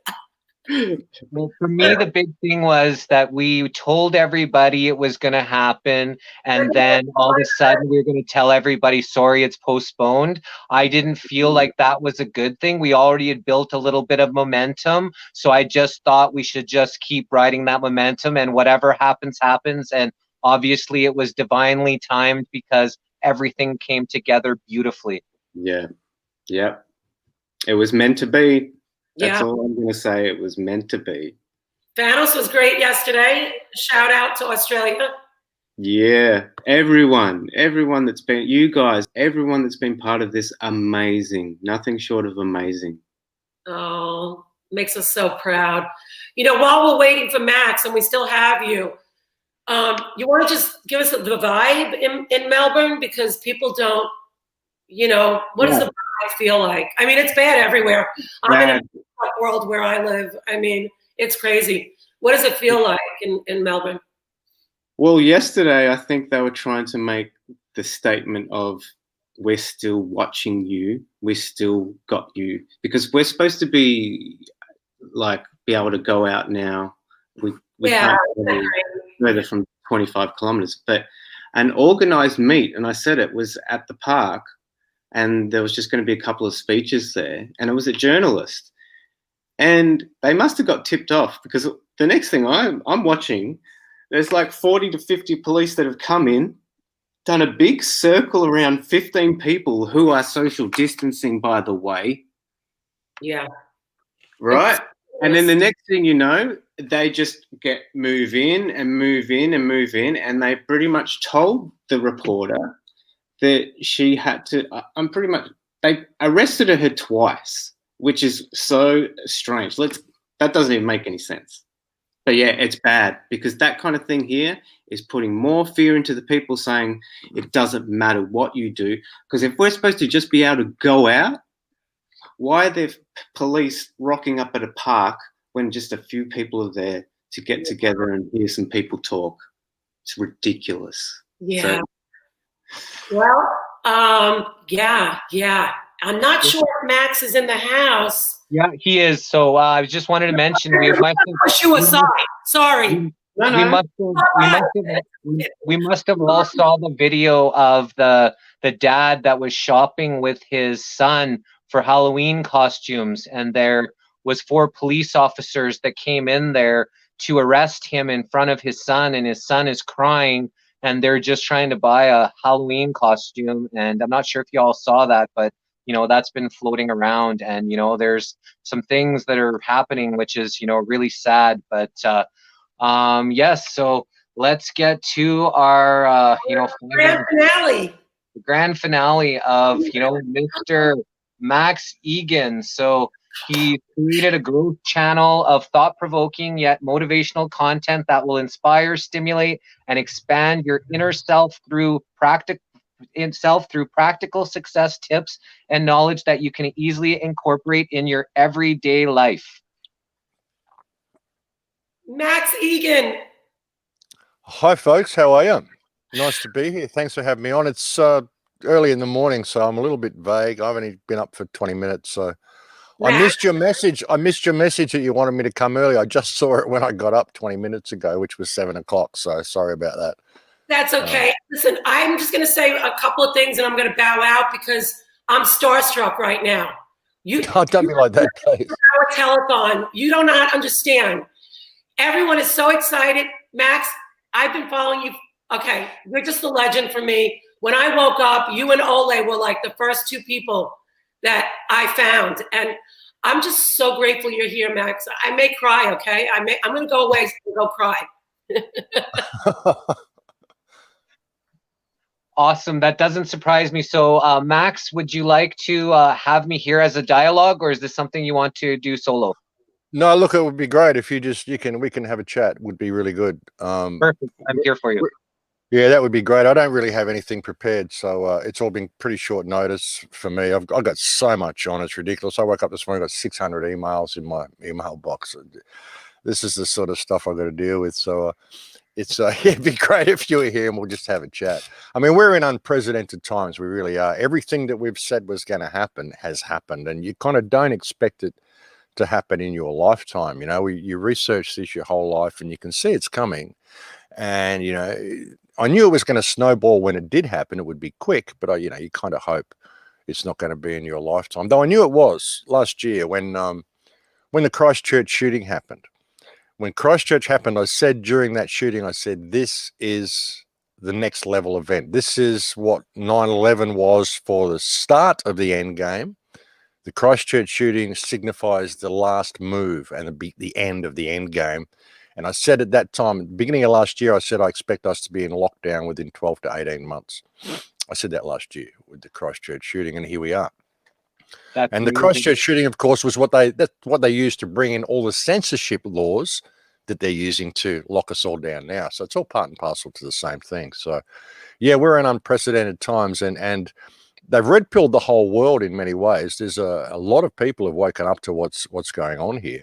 But the question is, what can we do about the situation that we're in? And it's an unprecedented situation. We're being led into a complete totalitarian smart nightmare. Contact tracing for every single citizen of the world, everybody. Either you basically give up what you've got, do what the government says, get the universal basic income, and they're talking about the removal of all private property and all of that sort of stuff, or you'll be put into a quarantine center. That's the way they're going to go. You're going to need a vaccination for travel. You're going to need health passports to do just about anything. And as you can see, they're just taking it into the next wave and the next wave, the next lockdown. They've just announced that France is going into lockdown. I think the UK is going back into lockdown. Germany is going back into lockdown. They will, I would suggest, probably put Australia back into lockdown after the election has sort of settled a little bit. So, yeah, unprecedented times, brother. And it's really imperative that people start pushing back. Yeah, 99.98% of people are, recovering from this. So there is no justification except for global tyranny. Yeah, that's it. That's the whole thing. I mean, it's perfect using a coronavirus to do this because we've all got coronaviruses and it'll just go on. It's going to be COVID-21, COVID-22, COVID-23. It'll just continue. They'll push it. And it's freaky stuff. I mean, there is class actions and things that have been launched all around the world, but you've got to wonder whether they're even going to work because it's using their legal system. And what I think we're facing here, I mean, this is a spiritual battle more than anything else, where we came here to be tested, basically. Came here to do an exam, if you really want to look at it that way. They want to lead us all into the mainframe, and it's just going to be whether people will accept that or whether they're prepared to stand in their integrity. That's what really this is about. And we're getting to the time, it's a personal choice. I mean, we've done what we can to wake the world up. We've certainly spent a lot of time at it in the last 20 years trying to get people to see that there's a doorway they can look through if they want to. Some of them have, some of them haven't, but it's gotten to the point now where it's coming down to a personal soul choice. I mean, we can do what we can to help others and help guide them and help move it into a better reality, but it's going to come down to a personal choice in the end. And we're all going to have to make that choice, I think, in the face of what's coming. I don't believe in the authority of these governments at all. I don't believe that there's anybody who has any authority over anybody.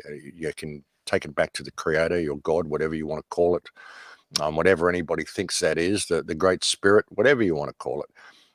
There is no authority that exists between you and that great spirit. So the sooner people realize that and are prepared to stand in that, I mean, that's really the only way you can get through this. There's no, I don't think, legal remedy.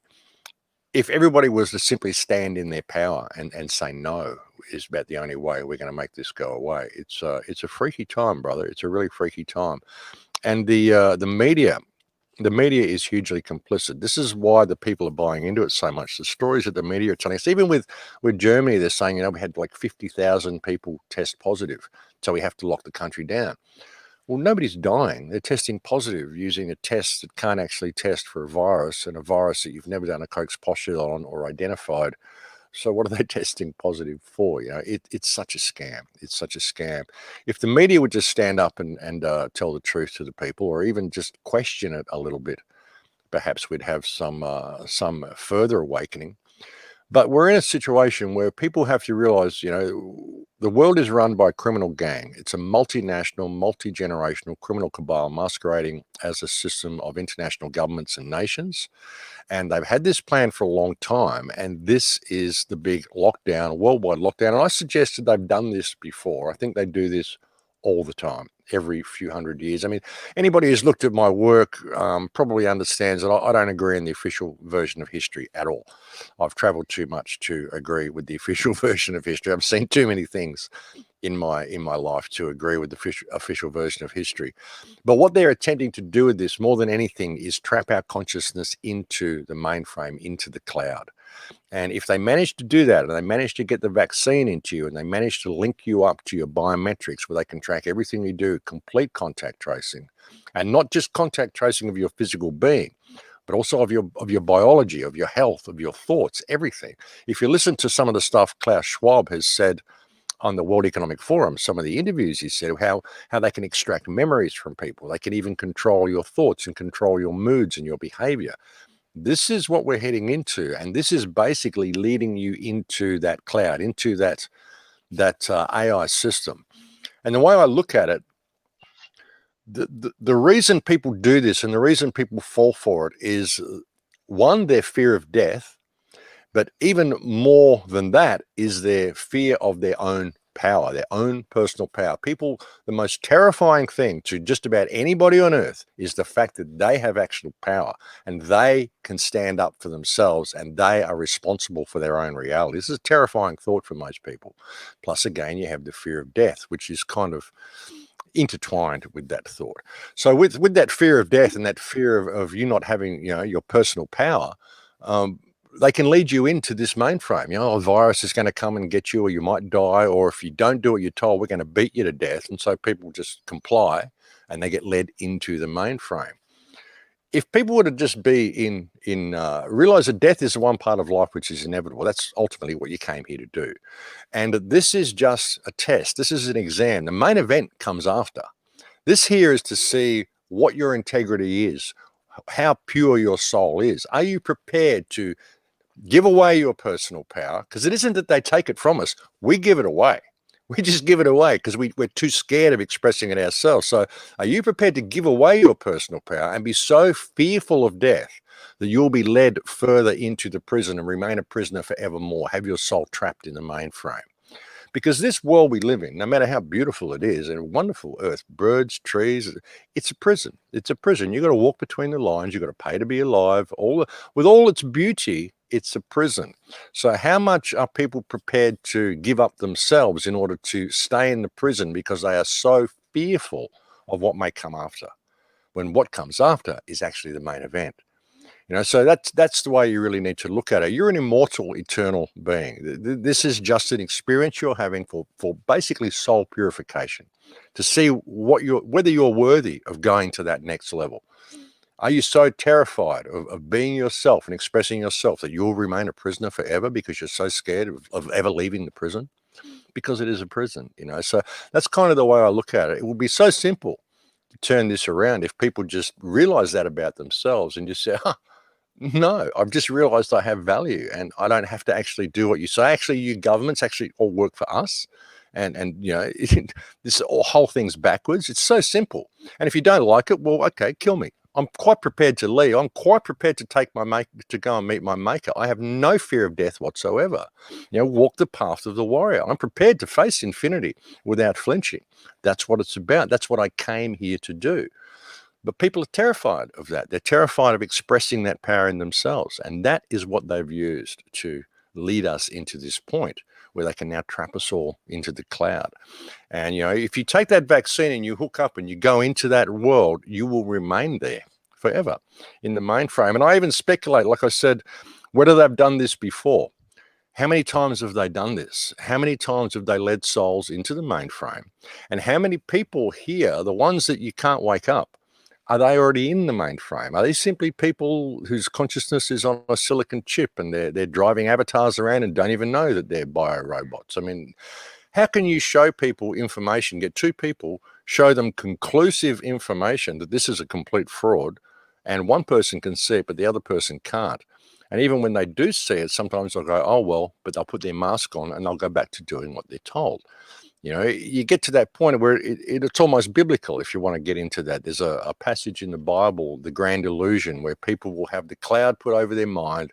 They'll get past that point where you can't wake them up and they can't see the truth no matter how far you show them. They've reached that point, the cutoff point. Nope, you didn't do it, so now your soul is lost. Perhaps we've even got to that point as well, or perhaps they've done it before and these are simply bio-robots. I mean, it's an interesting esoteric thing to think about.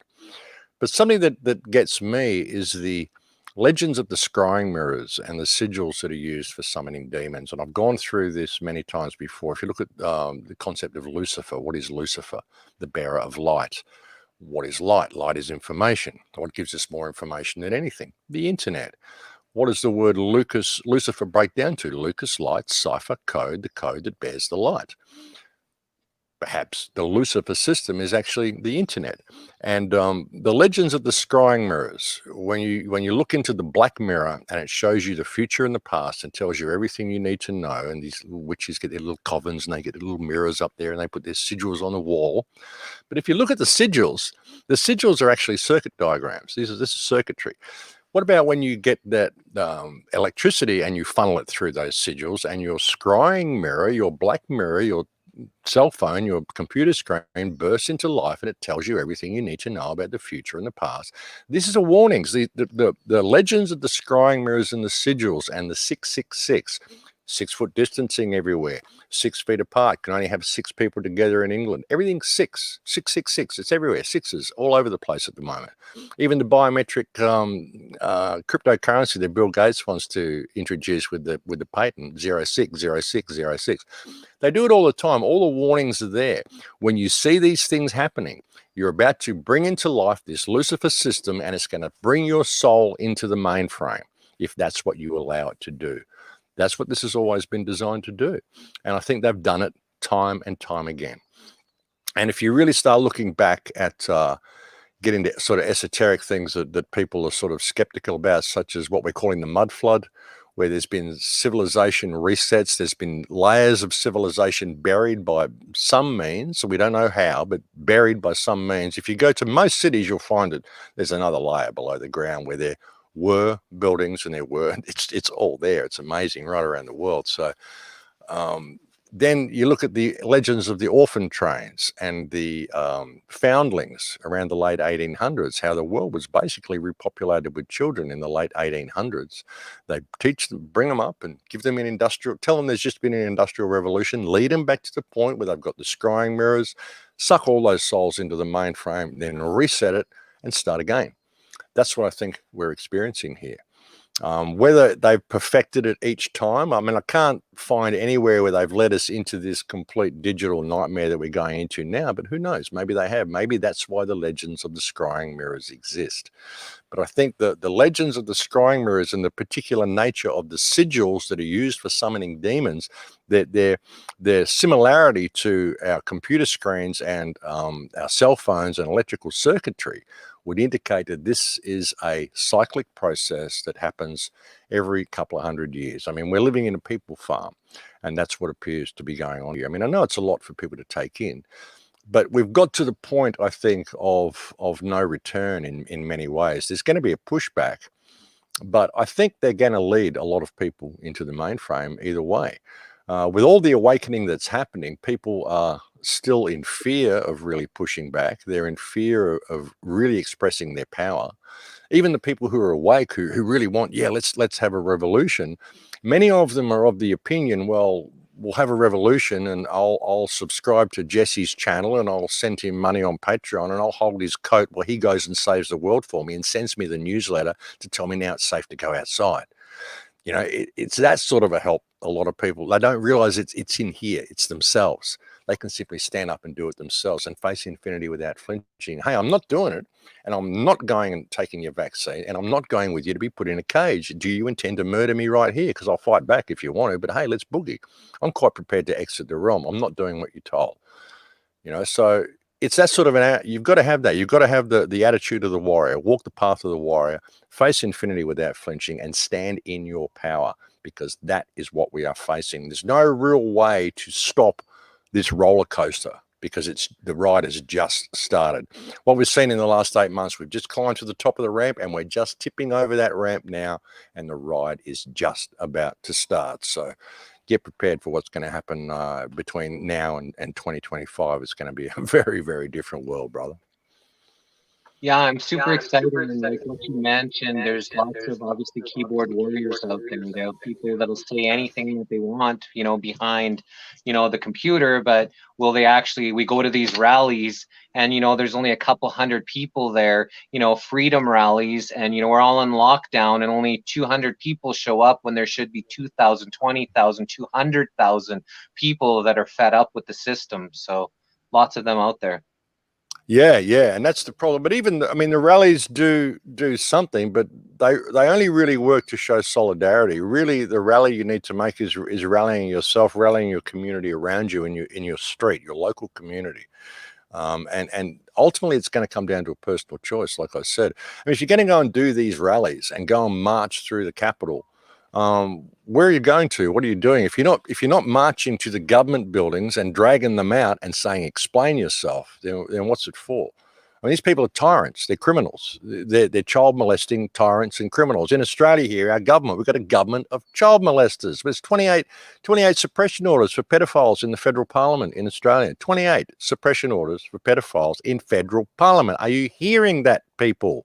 You know, and the reason they used to suppress this pedophile activity was if we were to release this information, it would undermine people's faith in the judiciary. That's their excuse. Think about it. You mean really? You know, gee, if they knew we were all kiddie fiddlers, they may not trust us anymore. So we better not tell them. Damn right, we don't trust you anymore. I mean, this is the people that are running your country. Why are you doing what they say? I mean, what is wrong with people, you know? And it's the same in all of these countries. Have a look at the worldwide pedophile ring that was exposed simply by the Epstein murder. Look at the dirt we've got on Hillary Clinton, the way they're trafficking kids out of war zones through Haiti. There's so much information about what's really going on here. And people look at it and they think, oh, it's a scandal. No, it's not a scandal. These people are criminal psychopaths, all of them. Angela Merkel locking her whole country down. You know, Macron locking France down. These people are psychopaths. There are so many more people who've died from the lockdown than any alleged virus, which they've never actually identified. You've got to ask, why can't people see it? So if you're going to have these rallies, take pitchforks with you and storm the Bastille, because that's the only way it's going to make a difference. You know, otherwise realize that, okay, people aren't going to do it. They're not going to rally up. So it's getting down to that personal soul choice. And the worst thing you can do is to move into fear. This is actually the greatest opportunity for human expression, the greatest opportunity for human freedom, the greatest opportunity for us to turn this in another direction that we've ever been given. You know, and I said back in 2012, in December 21st, 2012, when everyone said it was a non-event, I said, no, consciousness shifted. And when we get to 2020, 8 years from now, when it's gone through the 8, the universal symbol of completion, the symbol of infinity, when we get to 2020, the whole world will get 2020 vision. The veil will fall down. Why do they call it 2020 vision? Why not 100%? Why not 10-10? 2020 vision. That's what's going to happen when we hit 2020. The world is going to change. And I said that 8 years ago. And here we are. So it's a huge opportunity. It's one of the greatest, most pivotal times in human history, the most pivotal time in human history that I can find. And now we get to make that choice as to which way we want to go. And now you get to stand in your divinity. You never really had the opportunity before. I mean, you did have the opportunity, but now you're being forced into it. Either you stand in your divinity or you go that way. You get sucked into the mainframe. Which one's it going to be? You know, we've got to realize how powerful we are. People have to realize their own inner beauty, their own inner power, and that this is a soul test. And this is the exam that you came here to be judged for. So time to participate. Yeah. 100%. And like I'm told everybody, they're going to have to come with an army to try to vaccinate me because nobody's injecting me with anything. Yeah, well, that's it. I mean, the vaccine, the hydrogel, this will change your DNA. You're no longer human if they do this to you. And well, the stuff they've done to us anyway, the nanotech and everything. I mean, there's so much going on here. But yeah, it's a soul choice, brother, and it's almost good of them to give us this choice, to push us into this corner. You know, you could really look at it as okay, this is what we came here to do. And if you've got that inner strength and you've got that inner love and inner knowing of yourself, you're going to go through this. It's going to be a breeze for you to get through this. It's like I said, most people are terrified of death is the problem, and they're terrified of expressing their own power. They think death is a given. They think that death is the be all and end all, and they're just going to go away. You know, they're going to go to heaven or hell or whatever. You know, this is an exam. You're here for an exam. I mean, I can find more evidence that this earth is a hologram than anything else. If you really want to start getting into it, people argue whether it's round or flat or whether it's this or that. I think it's a lot bigger than what it is, and I think it's a hologram. And I think that there's so much evidence of that, and you are eternal. We are all eternal, and that's the important thing to think about. I mean, even a lot of the Christians and even a lot of the New Age people, they'll tell you you're an eternal soul, but by the same token, they'll want to take that hydrogel and be in fear and get their vaccine and get sucked into the mainframe. Well, if you're eternal, do you really want to have your consciousness alive and aware on sitting on a silicon chip for forever, ever more? Or do you want to become part of the divine and evolve with the universe and with God and with everything else? I mean, that's the thing to think about, you know. And like I said, understanding what Lucifer is, if you're a Christian, I'm not a religious person, but I can look at these words and see what it really means. I mean, what we're being led into, it's pretty freaky stuff. This whole mainframe evil system. And another thing as well, someone said to me the other day, what is evil, and looking at the nature of evil, because what we're seeing is evil. And he said, well, what do you think evil is? And I said, well, you can go to a website called evillimited.com, which is the cheapest looking website you've ever seen. But on that website, and you think it's got a quite an intelligent bot on that website that you can talk to. And that bot's name is Louise Cypher. Lou Cypher, you know, Lucifer. It's and it's a cheesiest looking, and it's quite an intelligent bot. So you can, why is they got such a sophisticated artificial intelligence bot on this site, and it's the cheapest looking website you've ever seen. I don't care about the website. I just want the bots there. And you can go and talk to the bot, and you can say to the bot, what is evil? And the bot will say, evil is the emergence of virtual intelligent life. That is what evil is. And hey, yeah, we're here and we're partying and we're taking over the world and we're going to completely control the world by 2025, and there's nothing you can do about it. That's what the bot tells you. It's very interesting, and it goes through a lot of you can ask it questions and you can get some pretty interesting answers out of this bot. And it's when you think about that, you know, the difference between good and evil, you know, and evil being the emergence of virtual intelligent life. And that is what the Lucifer system is. And that's what all the warnings are about.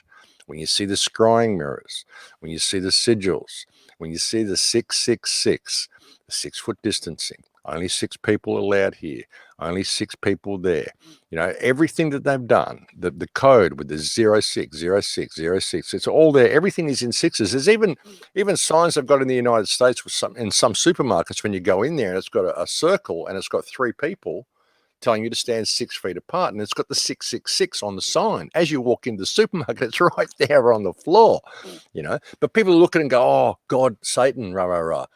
What if it's a warning to let you know you're about to be led into that mainframe if you don't stand your ground? Don't get led in here with us. We're trapped in here, and we're trying to give you all these warnings, because if you can go out there and you can save your soul and go back to divinity, you can probably pull all us out of as well. We could save all our ancestors, all the people that got trapped in there. We can do that through our own divinity, and we're given the opportunity to do that all the time. But people are so terrified of death and so terrified of their own power that they won't simply stand in that and say no. No, you know. My whole question to authority is who the fuck are you people? Who are you? Like, why do you believe you have a right of ownership over the vessel that I inhabit? If you believe you have any authority over me at all, then show me a contract bearing the wet ink signature of the Creator, which gave you possession of the vessel that I inhabit. Amen. Because that's the thing. I am not this. This is what I inhabit. This is the meat that I inhabit to have this experience. But I am not this vessel. I am not Max Egan. I am a consciousness that inhabits this body for this experience. So why don't people see that? It's so simple, and we have an opportunity here to do this. We have an opportunity to take the whole of the human consciousness into the divine with this experience, if we can simply realize the power that we have. And that's what this is. And all of this stuff is put there for us to know this and to see us. But they co-opt it. Oh, it's religion, it's this, it's that, it's the Satan. Satan and Lucifer, 2 different things. Lucifer is the bearer of light. The bearer of light is the internet. You want to know how to really shut it all down and get out of this mess completely? Shut down the internet. How many people are prepared to do that? No one. It's not going to happen. So it's going to go where it's going to go. So you're going to have to make that soul choice. You know, I've been saying on my radio shows, beneath every show that I've done since 2008, I've had at the bottom, throw away your smartphone, because the smartphone is the system. The smartphone is the new world order.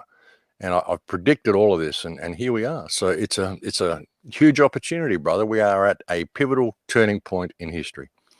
And there's lots of people that are going to be walking into divinity. Just how many is the question that we're all facing right now, and that's why we're looking to wake as many people up and, you know, connect with as many people as we can. So there's a lot of us that are going to walk into the divine light.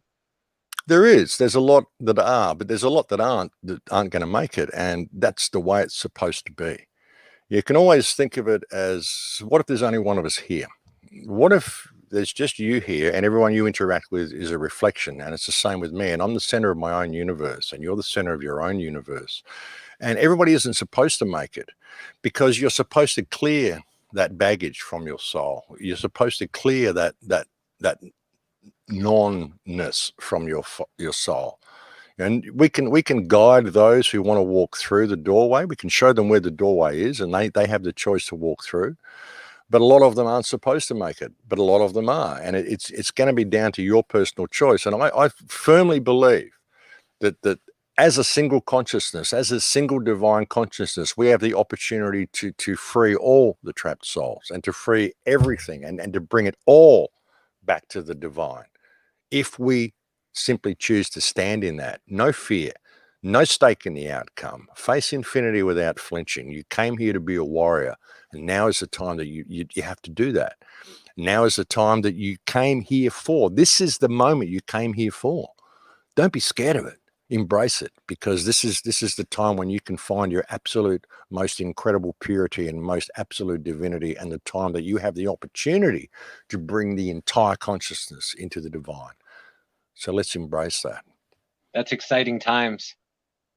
It is. It's exciting times. It's perilous, but it's exciting. I mean, it's always a double-edged sword, isn't it? You know, you can always go either way. You're always walking on the knife edge.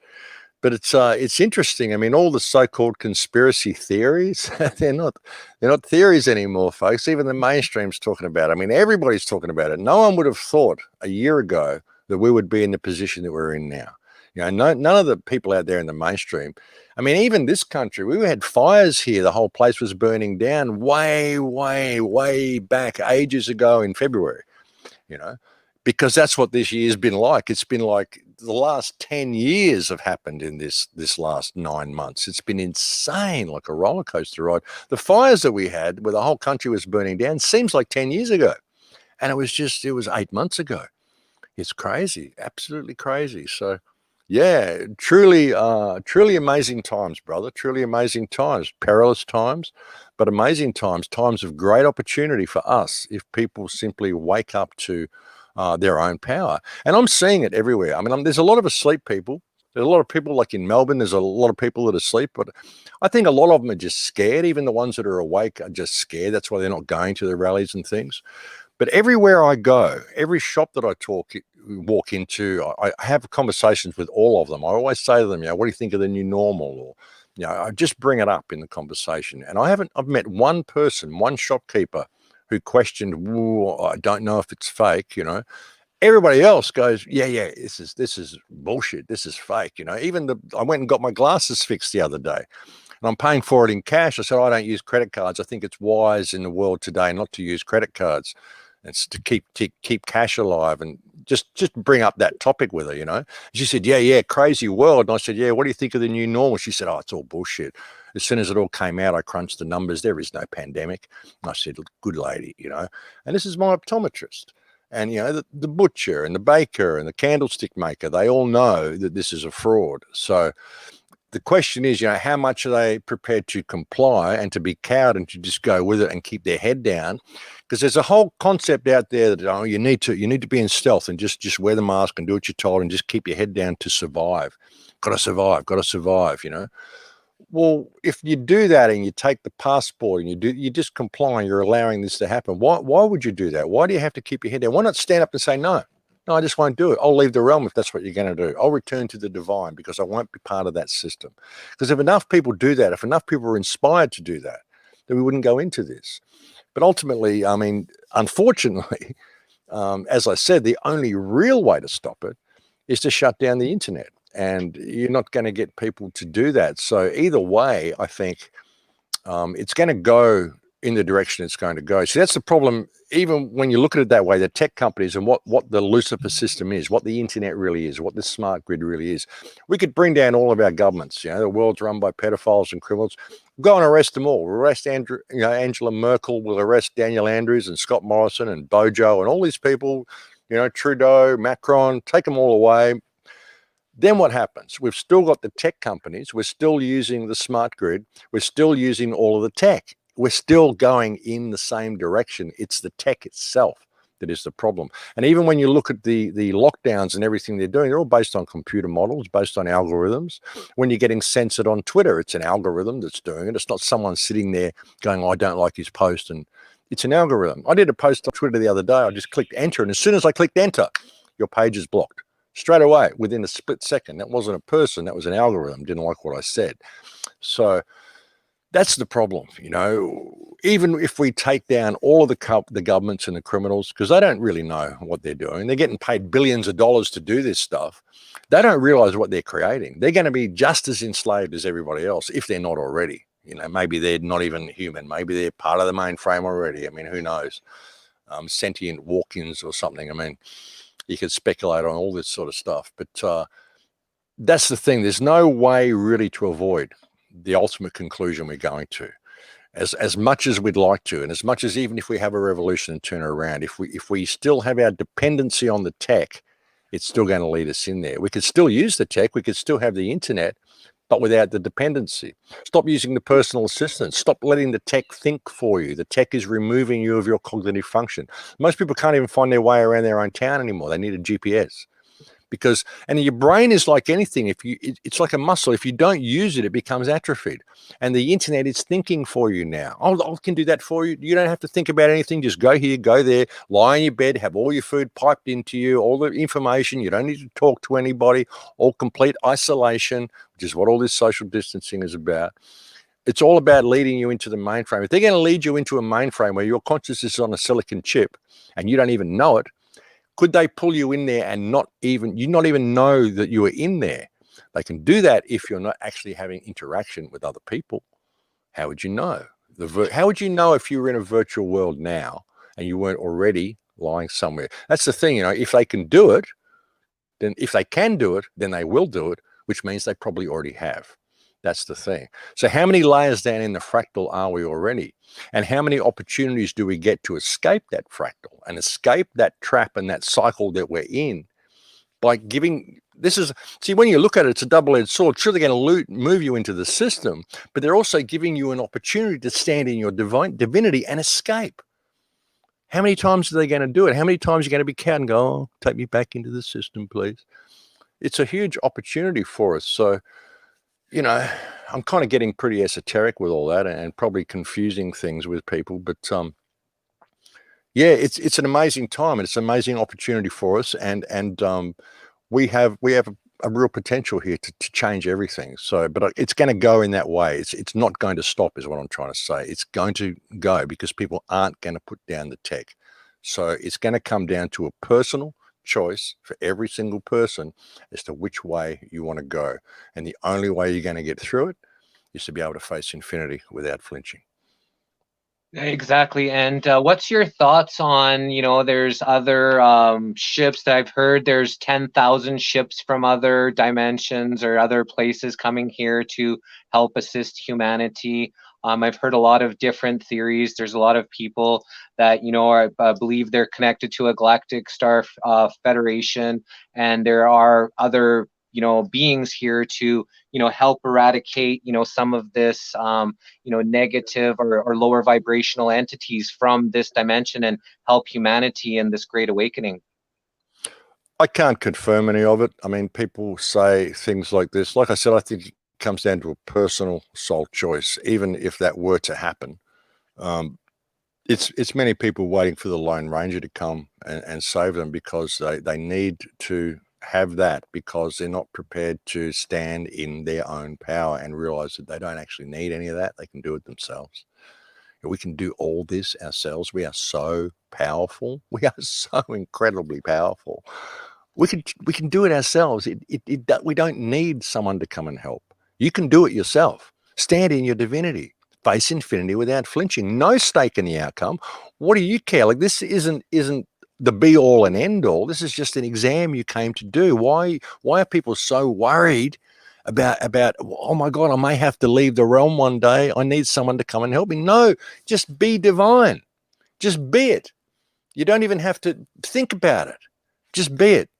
It's just the way to do it. Just be that and shine that, and it works. It changes. You know, you're a reflection. Everything is a reflection of this inner power that you have. Even people's need to have the Galactic Federation or someone come and say, why? You can do it yourself. You can do it.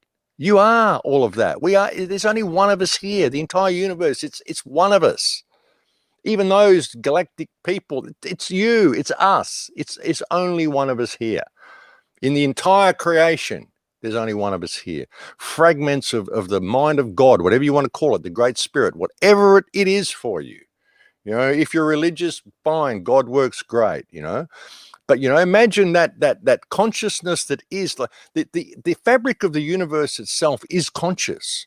It's conscious, that conscious electricity, and we are all part of that, all just expressions of that. You know, so there's only one of us here. We're connected to everything that is. Imagine God wanting to, if you were that divine being and you're just there, well, what are you going to do with that? Pretty boring. You'd probably smash yourself into billions and billions of fragments to experience how you became God, to be able to interact with yourself. You know, the fact that we can sit here and have a conversation with different aspects of our consciousness, you know, this exchange that happens. How else would you do it? You couldn't just sit there being, well, now I'm God. Gee, this is boring. I'm by myself. I wouldn't mind someone to talk to, you know. So, yeah, you've really got to look at what this experience is and realize that everything is energy, right down to its most basic fabric. It's all energy. And that energy itself is consciousness. That's where consciousness comes from. It's not local to your body. Your DNA or whatever your makeup is simply extracts that little being, which is Jerry. And I extract one, which is Max. And Laurie extracts one, which is Laurie. But it's all comes from the same source. We all are each other. So we don't need help. We are the help, you know. We are everything, and we are so powerful. So people just that realization, if people just realize that and pump that out, the whole world changed in a second. We could literally change the world in 3 seconds if people had that epiphany, you know.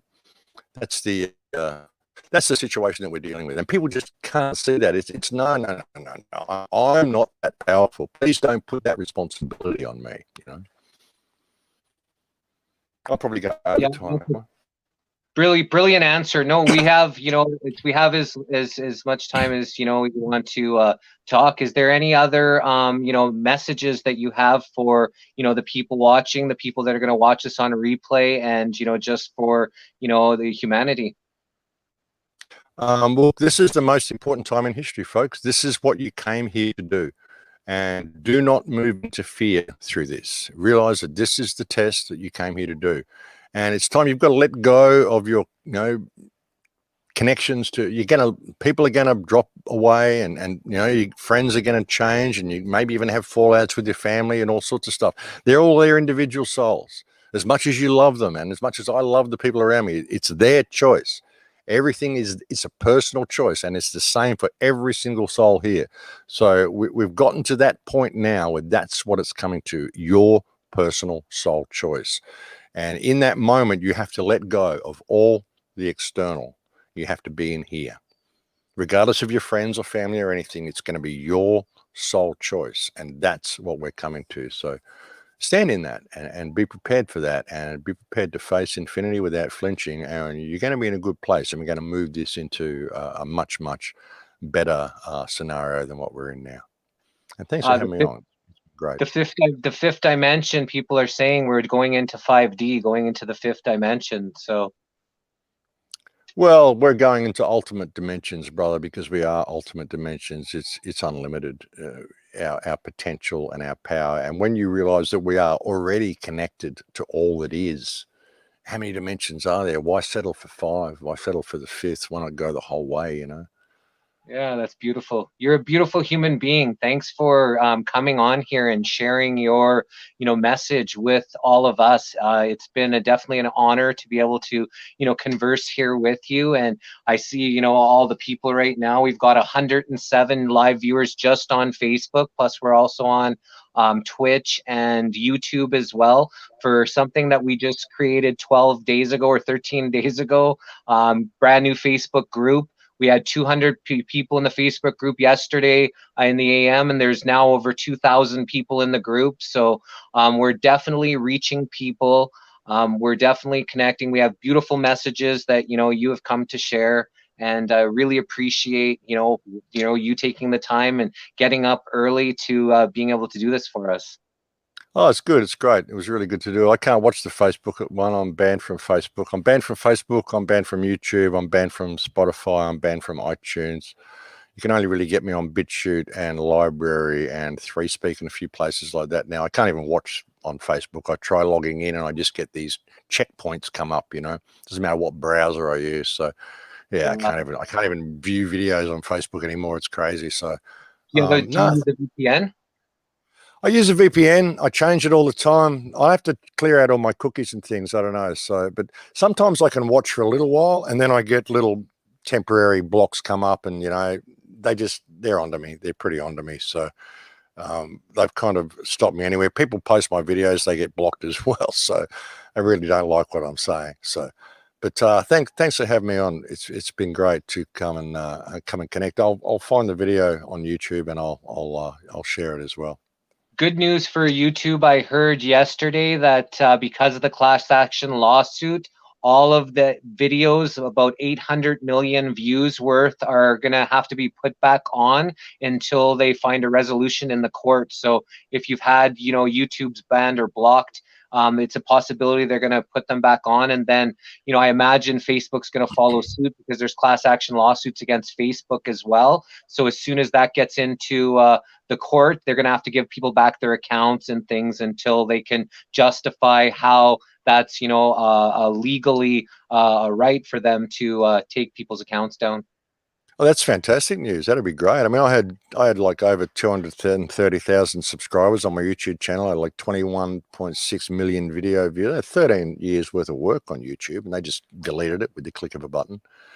Which it's all actually. There was a site called altcensored.com, which grabbed my entire channel as it was deleted, and it's still on Alt Censored. You can go to altcensored.com and you can find thousands upon thousands of videos that have been deleted from YouTube. If you go there and search the Crow House, you'll find like 1,400 of my videos there. And the way they've done it, it's brilliant because they've actually used the same embed code that YouTube uses. So if you have one of my videos embedded on your website and it doesn't work anymore, all you got to do is look at the web page and look at the embed code and replace where it says youtube.com with altcensored.com, and the video will still play. They use the same embed code. And they've got thousands, not just mine, they've got thousands upon thousands of videos on that site, which is great. So there's people doing it. They can't shut us down. There's no way they can stop this awakening happening. And there's no way they can stop the flow of information. They can try, but it's not really going to work. And all they do is bring attention to themselves. And that's great that there's a lawsuit coming on and being put against them. And if the channel were to come back up, it would be a real slap in the face for them. So I'd love to see that. Thanks for that information. I wasn't aware of that. I would love to too. So how can people see you now, connect you now? Obviously, with all of the restrictions, your bans, are you public at all? Can people still connect with you and your message? Yeah, you can go to my website, thecrowhouse.com, and you'll see at the top there on my homepage, there's a face there. You get to thecrowhouse.com, you click the face to enter. I've still got a space page. I'm old-fashioned. It's an old HTML website. It's not WordPress. It's kind of clunky on your phone, but that's me. I don't use a phone, so I'm glad it's clunky on your phone. Maybe I'll encourage you to throw your freaking phone away, because the phone is doing it's a surveillance system. Your phone monitors your it's got a barometer in it. It monitors everything. It even knows when you go up and down stairs, when someone gets in the car with you because the air pressure changes. It's got all sorts of stuff in your phone. It knows everything that you do. So throw these things away. So it's an old clunky website, but if you go to thecrowhouse.com, go to the homepage, you'll see at the top of the page, brand YouTube, LBRY, 3Speak, BitChute, all the places where you can find my work now. I post mainly to BitChute, LBRY, and 3Speak. I've got forums on the website as well. When I got banned from Facebook, I opened forums, and the forums have been going off. It's been great, and it's actually a really good place to go to get information, the forums, because a lot of people, when they find news articles or whatever, they just come and post it in my forums, and there's a lot of information there. So that's another way to keep track of me if you want to get a message to me. Yeah, that's awesome. I look to always think of the positive, and no matter what the situations are, and with all of these blocks and bans and restrictions and things, it's just strengthening us, because it's getting us to reach out to different avenues, connect with different people. There's a Russian social media site that we just found out about. I think it's vk.com, where it's uncensored. We had a speaker on yesterday that she's got about 1,000 people she's connected with, and some of her videos get 12,000 views. And so it's really kind of an uncensored place. So just things like what they're doing to censor us is actually strengthening us, because we are finding, better ways to connect. Max, Absolutely. your message was really just brilliant and so inspiring. You really made me, and I'm sure the audience, look at things quite differently. You really gave me a lot of inspiration to keep going.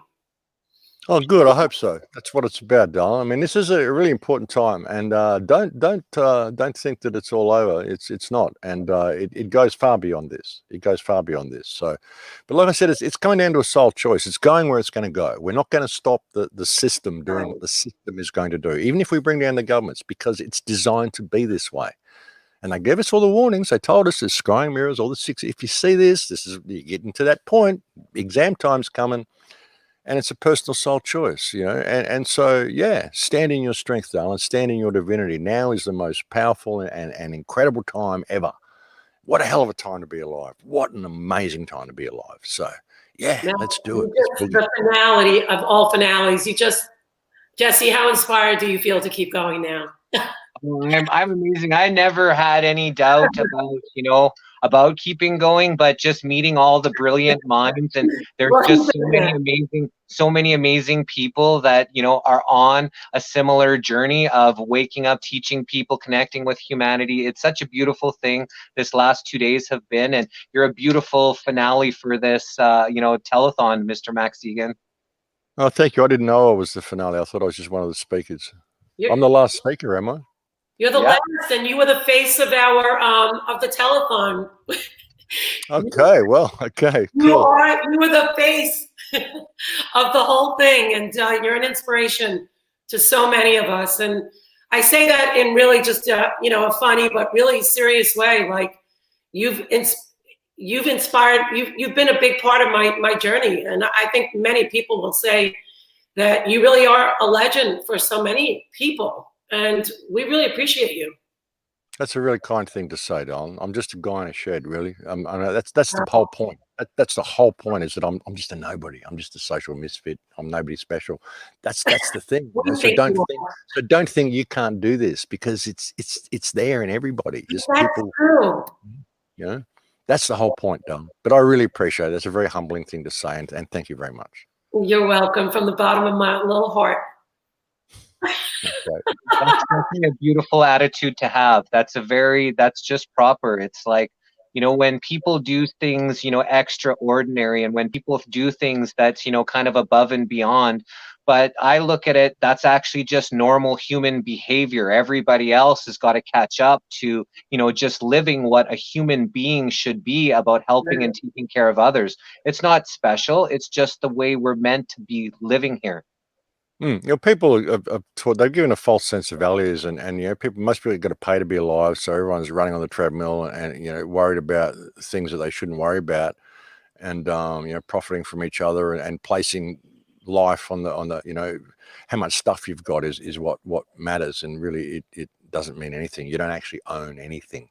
You don't even own the meat that you're here, and you're just on loan. So you're just kind of sharing space with stuff, and yeah. So people have been given a false sense of values. You can't really blame them. Most people are terrified, and they're taught to be terrified. So all you can do is inspire them to find themselves, because once they find that, it all changes. And that's where the key is. That's the key to the whole thing. Realizing your own divinity. And like I said, the path of the warrior, man, face infinity without flinching. That's what you came here to do. And it's a gift this time, actually being born here and given the opportunity to participate in this shift. This is a great honor. The souls that are awake have been chosen to come here and do this. That's a great honor. It's incredibly, you're actually awake through this process. You have the ability to help shift the consciousness and move the souls back and to help save the whole thing. It's an incredible honor. And yeah, it's very humbling when you think about it that way. But thanks for having me on, guys. Thank you for that wonderful compliments, Laurie. I really appreciate it. But You're welcome. I hope we can call on you again because, I'm alone. I don't have my children are gone. I'm divorced, and being a single woman alone, it's a hard time, And you're really putting me into giving me some power. You really helped me. Cool. Excellent. That's what it's all about. Thank you. Okay, Max. Thank you so much. Love to Australia. Okay. Yeah, we're good. We'll get through it. Okay. All right. Take care, guys. Thank you, Max Egan. Woo! Hi, Ken. Hi, Ken. Wow, we did it. Wow, that is the first telethon that we've this is the first Truth Telethon. And, with the three of us here, I know Alan's, son is itching to go here for Alan. What's happening? Wow. Well, let's look at some comments, see how everyone enjoyed the day for a minute, and just that wrap up, which I found extremely inspirational. And thank you everyone for coming aboard. I really appreciate each and every single one of you that has, put any energy towards this Truth Telethon, energy and a positive energy towards this Truth Telethon. Whether you are here just watching, absorbing the information, whether you're emojiing it with your likes, hearts and things, your comments, your shares, and just really being a part of this has been really special to me. I believe I've seen people who have helped, who have supported us, who have been with us through this journey, that really strengthens the bonds that we do have. And it's really important to me because as we going into these trying times, it's important that we do have some solid bonds that we can go through this time together. So I really thank the Miss beautiful Laurie Wilder Suzuki, and thank you, Mr. Alan Newell. You are both beautiful human beings, and this wasn't the easiest thing that we've ever done, but it's one of the most gratifying things that I've ever done. I would agree. Thank you. And listen, stay tuned in to the group page and pay attention to your email. If you registered your email, we'll be letting you know, and we'll be communicating through the group page. We're letting you know the dates for the next telethon. Maybe 2 days, maybe 3 days. You have to tune in to find out. Wait, Alan, are you in a huge rush? Aren't we going to dance it out at least for a minute with Jesse? We have to. Jesse, you got to do a dance. You got to dance up. You got to do it. I got a suit on. Yeah, let's go. We're supposed to dance. You got to do one quick. Come on. Come on. I'm putting shoes on, y'all. Come on, Jesse. You got to get everyone moving. Last turn on. He's looking for music. He's looking for music. A quick play, a little dance on the way out, you guys. Let's put some music on. I found a good mix yesterday, so. Is everyone getting up? Turn it up. Music inside my spirit.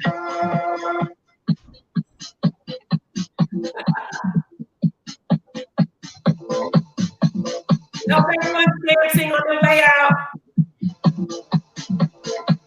Thank you, everyone, for being with us for the past 48 hours. We did it.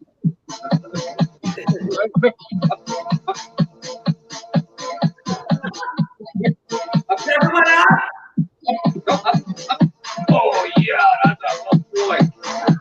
Hawk, the dancing dog.